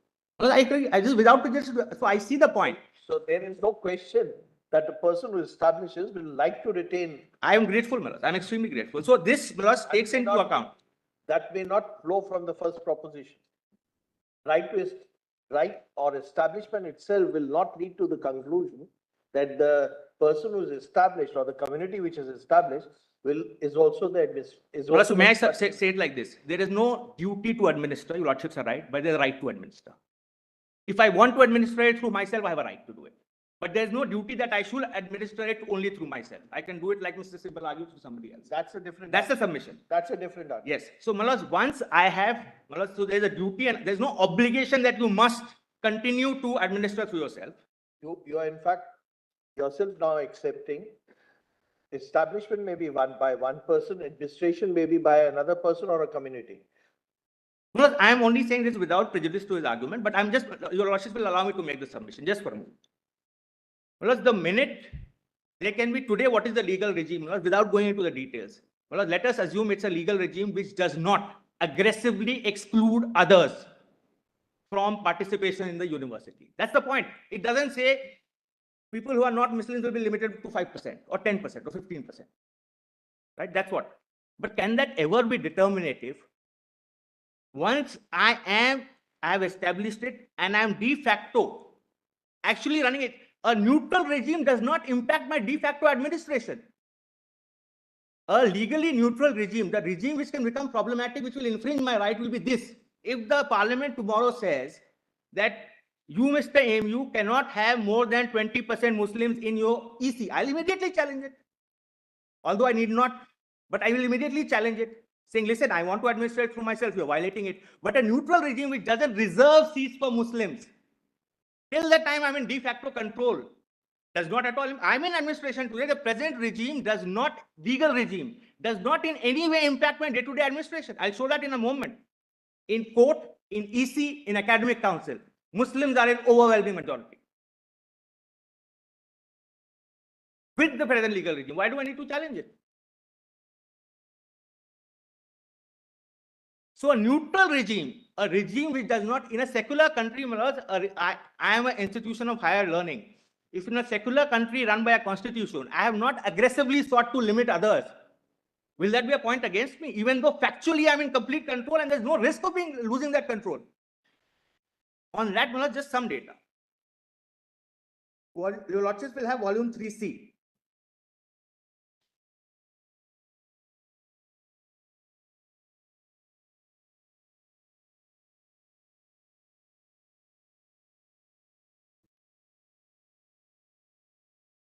First, volume 3C, your lordships will have page 551.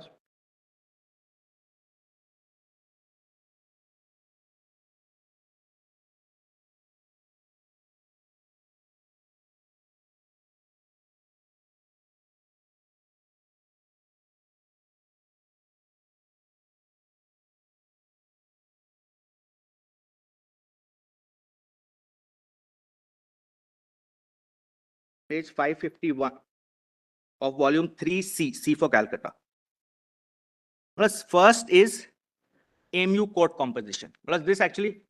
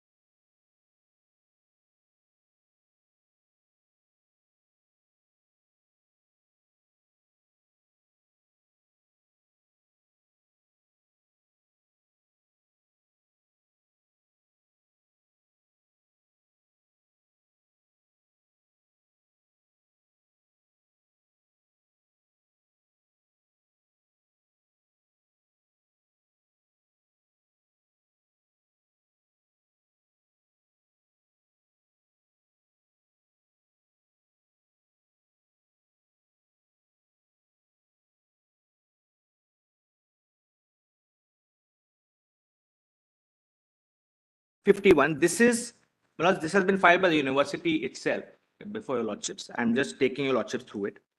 From 19, this is the court, the actual composition of the court in terms 551. Yes, lordship. So it has taken all the different appointees, how the people in the court are appointed, different provisions on the left-hand side, and then said from year to year how many Muslims and non-Muslims were there. M and NM is the plus indicator of Muslims and non-Muslims. Plus 1983, your lordships will have at the bottom straight away. Total. I just want to show the total. Plus 165.7. This is the court. This is the supreme body as even Basha recognizes. And this is 81 onwards. 152.7, 152.11, 95.15, 137.15. Plus this ends at the latest 223 your lordships will get, 2023, at page 557. At the bottom is total. Again, 2018 is 147, 15, 129, 20, 75, 15. That is still 82%. So, at no point in time for the last 40 years, the court has had less than 80% Muslims, de facto control, despite the legal regime, whatever it may have been. Well, why do I need to change the legal regime and aggressively prevent when all my feeding bodies to the court are ensuring that the composition does not change, that the minorities are in control, in fact. And this is, well, I've showed the data for 40 years, but your lordships may take it. This is the status for 104 years, undisputed. Now, my lords, kindly have page 558, which is EC, Executive Council composition. Plus 558, the next page of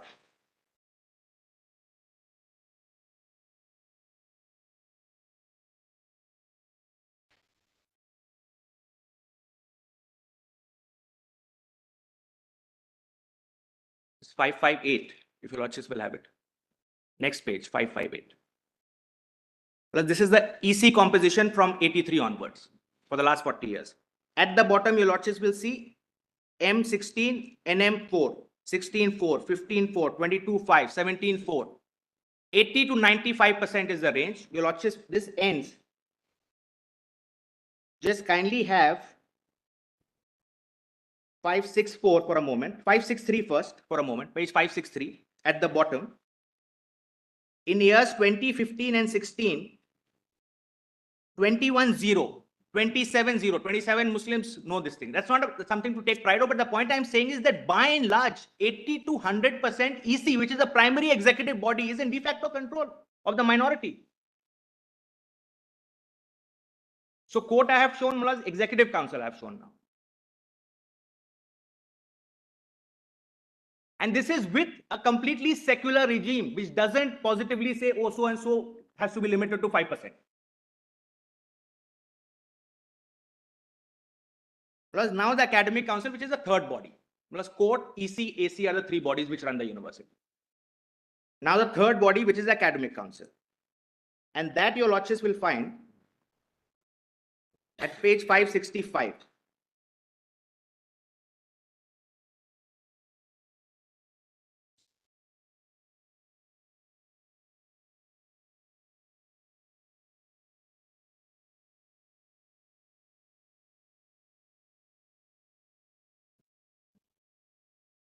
Plus at the bottom, Muslims 102, non-Muslims 113. This is 83.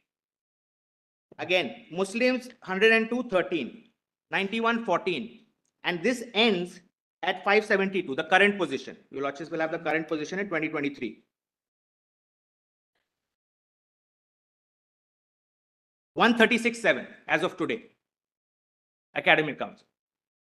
And the reason for this is this: the way the EC, AC, etc. are the feeder mechanisms for this are in effect old boys societies, alumni societies, other minority institutions, etc. So it's ensured. So the fact that I positively, aggressively do not discriminate in my statute against others is immaterial, because with that legal regime, I am ensured a de facto control. There's no threat today with the existing legal regime of losing the de facto control.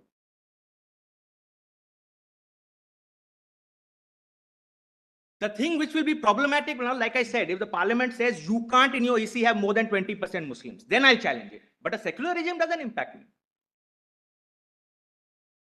That mixes up secularism and right under Article 30.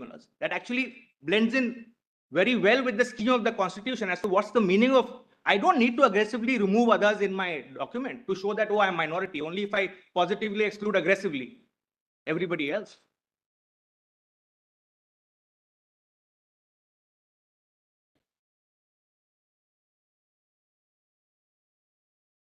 So once I am established,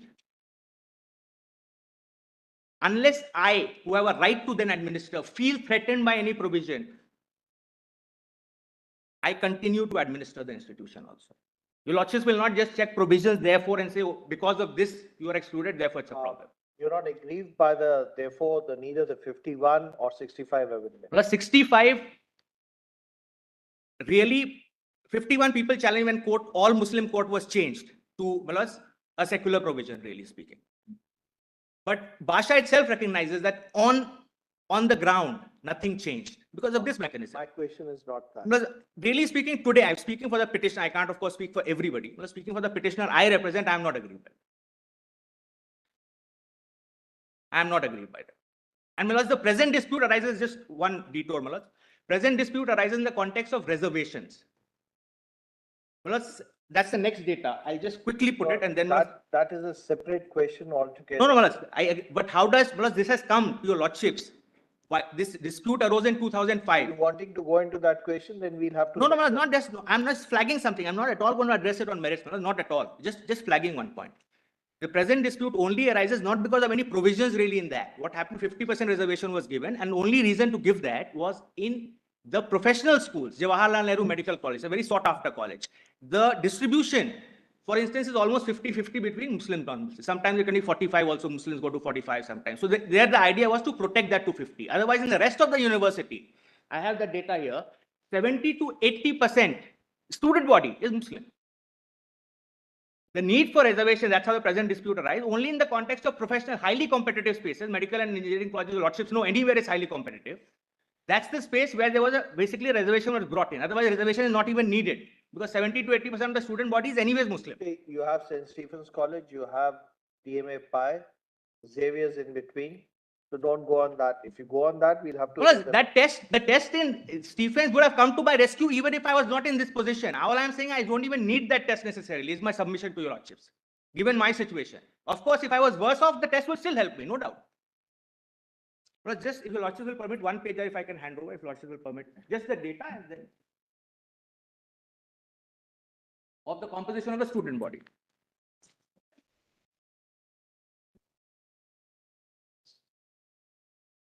Stop and sit down.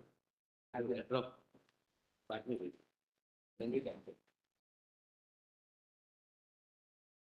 Whereas the total students today in the university is 23,675. Out of that, the Muslim students are 18,700, which Malas comes to percentage of Muslim students 77.39%. Percentage of Muslim female students out of all the women students, 81% are Muslim. Out of the male students, 79% are Muslim. And the overall composition, 77.39. That's how it comes. So, the control on the administrative side is substantial. It's catering to the Muslim community in substance. It also takes everybody else in alignment with the secular ethos of the constitution without aggressively discriminating against it. Can that be a point against me in a constitutional adjudication? That I cease to be a minority?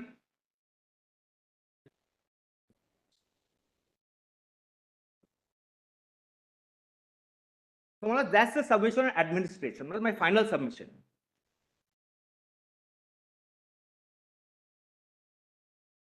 Well, this university has served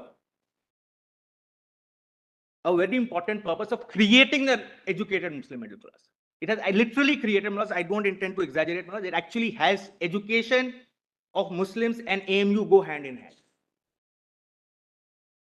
And the reason is, the minority status is very relevant for that. Well, this is recognized in many judgments of your lordships as well. I'm not going to take you through them. But the point is this. Students from Bengal, from Karnataka, from Kerala, from Muslim families will send their children only to AMU. They may be today, they may not 100 years back, they may not have been great universities, but today they're exceptional universities all over the country.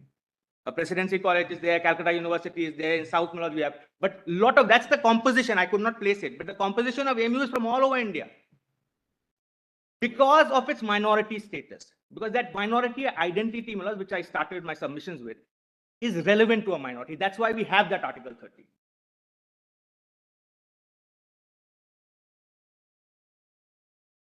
And this is especially true for women students, because the burden of bearing the cultural markers of identity, be it a majority or be it a minority, always comes on the women. And when it comes to girl education, the existence of the minority status of AMU is very relevant. It's a very important consideration in families sending their women to this institution and possibly to access higher education at all. If the institution ceases to be a Muslim minority institution, it may very well hamper the education of Muslim women in India, higher education of Muslim women in India. But over the last 100 years, without the minority institution tag, it has continued to be an institution of national importance. Plus, de How does facto, it matter that if we are not with you on Bhasha, you started your address by saying this, that it would create great damage. plus Without the minority tag, institution has continued to be an institution of national importance. So may I- How does it matter Yes. for the people whether it is a minority institution or not? It's only the brand name, AMU. May I try to answer that?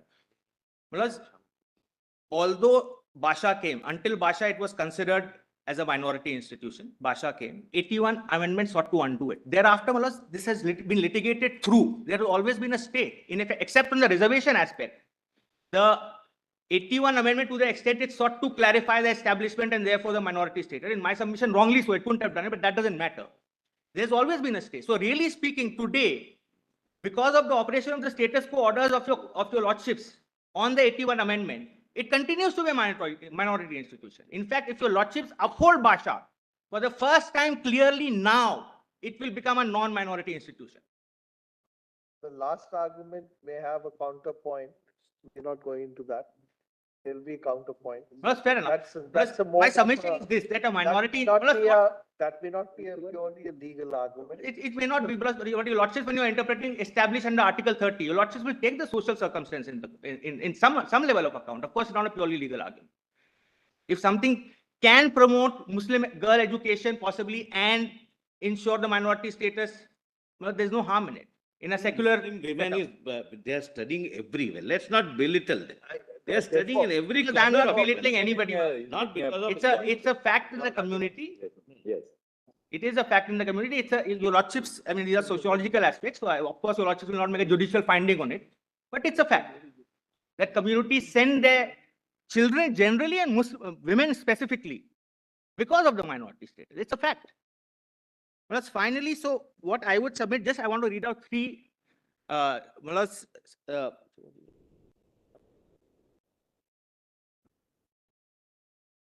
is a very illustrious list of women, just want to place, women alumni of AMU. Plus that is there in, if your lordships will have my written submission, para 24, this is volume 2B. Plus page 35, in red, page 35, running page 35. 1B, I'm sorry, 1B, my apologies, 1B. 1B, page 35.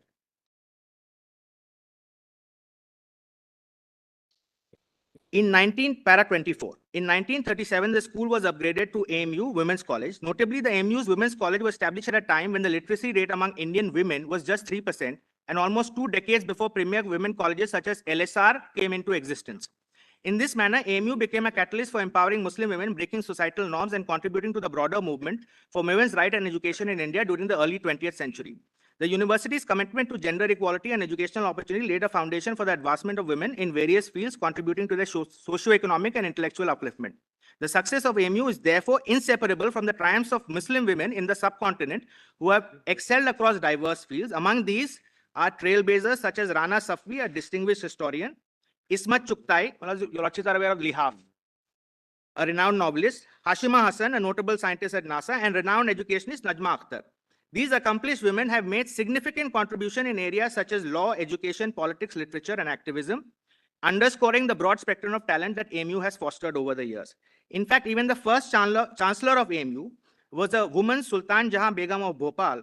The appointment of a woman as the inaugural chancellor marked a significant historical milestone. It was the first time a woman served as the chancellor of any Indian university. So, Manoj, the point I'm making is the minority status and the women education have gone somewhat together. And it has really fostered, Manoj, education amongst Muslims, in particular Muslim women, and that can be impacted potentially. And Manoj, finally, I'll just conclude my submissions with something, Manoj, I saw in the union's written submissions by the learned solicitor. Manoj, the broad width of that submission is that you are such a great institution. You are so good, you are excellent, you have faculties across the board. How could you be minority? No, it's not, I'm paraphrasing it. I'm certainly paraphrasing it. But the point is, it is an institution of national importance. It is an institution of national importance and a big institution. It's an institution of excellence. And somewhat that leads to the fact that you are not a minority. My respectful submission is that AMU does what Article 30 requires of minority institutions exceptionally well. That should not be held against it. The fact that I'm a successful minority institution cannot be the basis for making me move out of that minority zone. So this is on the aspect, also on entry 63, final conclusion. Entry 63, national importance, institutes of national importance, just on that final submission. A minority institution can be an institution of national importance. There's nothing. It's not as if only the majorities can establish institutes of national importance. Well, that's my final submission. I'm extremely grateful for that. Thank you, Mr. Thank you, Mr. Parasar. Only one question. Is there any other institution, minority institution in the country, which is 100% funded by Government of India? I cannot perfectly answer that because I don't have the data, but my understanding is that most minority institutions, including Jamia Millia Islamia, for instance, 100%. 100%, substantially, nearly 100 it would be, exact numbers I can't, but substantially funded, even Jamia Millia Islamia in Delhi, which is established under the 87 Act of Parliament, will almost be nearly 100. I can't vouch, of course, exactly 100. I'm grateful.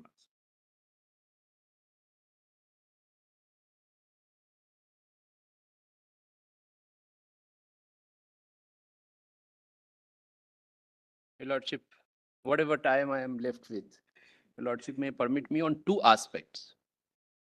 One is how Anjuman Rahmania approached Your Lordship in 1981 and how finally that petition was disposed of.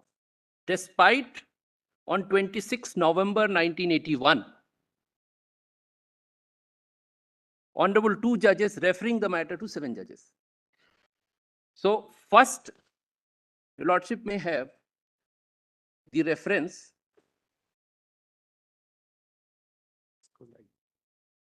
I need to read few lines of that reference because it is important. Your Lordship may have 3A 209, volume 3A 209. I have placed that writ petition also on record, my lord, of 1981. The circumstance due to which that petition came to be filed. 3A 209, if Your Lordship has, at the bottom, Your Lordship has recorded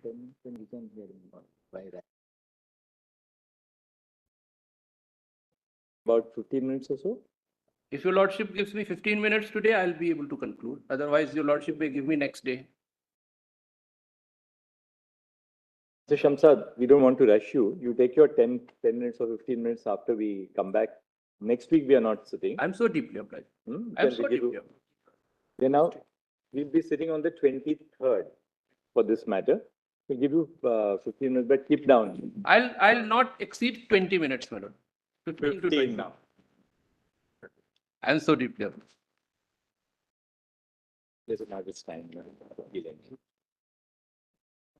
Rushed by the fact that you are rising, so we'll give you a little time on. I'm so deeply obliged.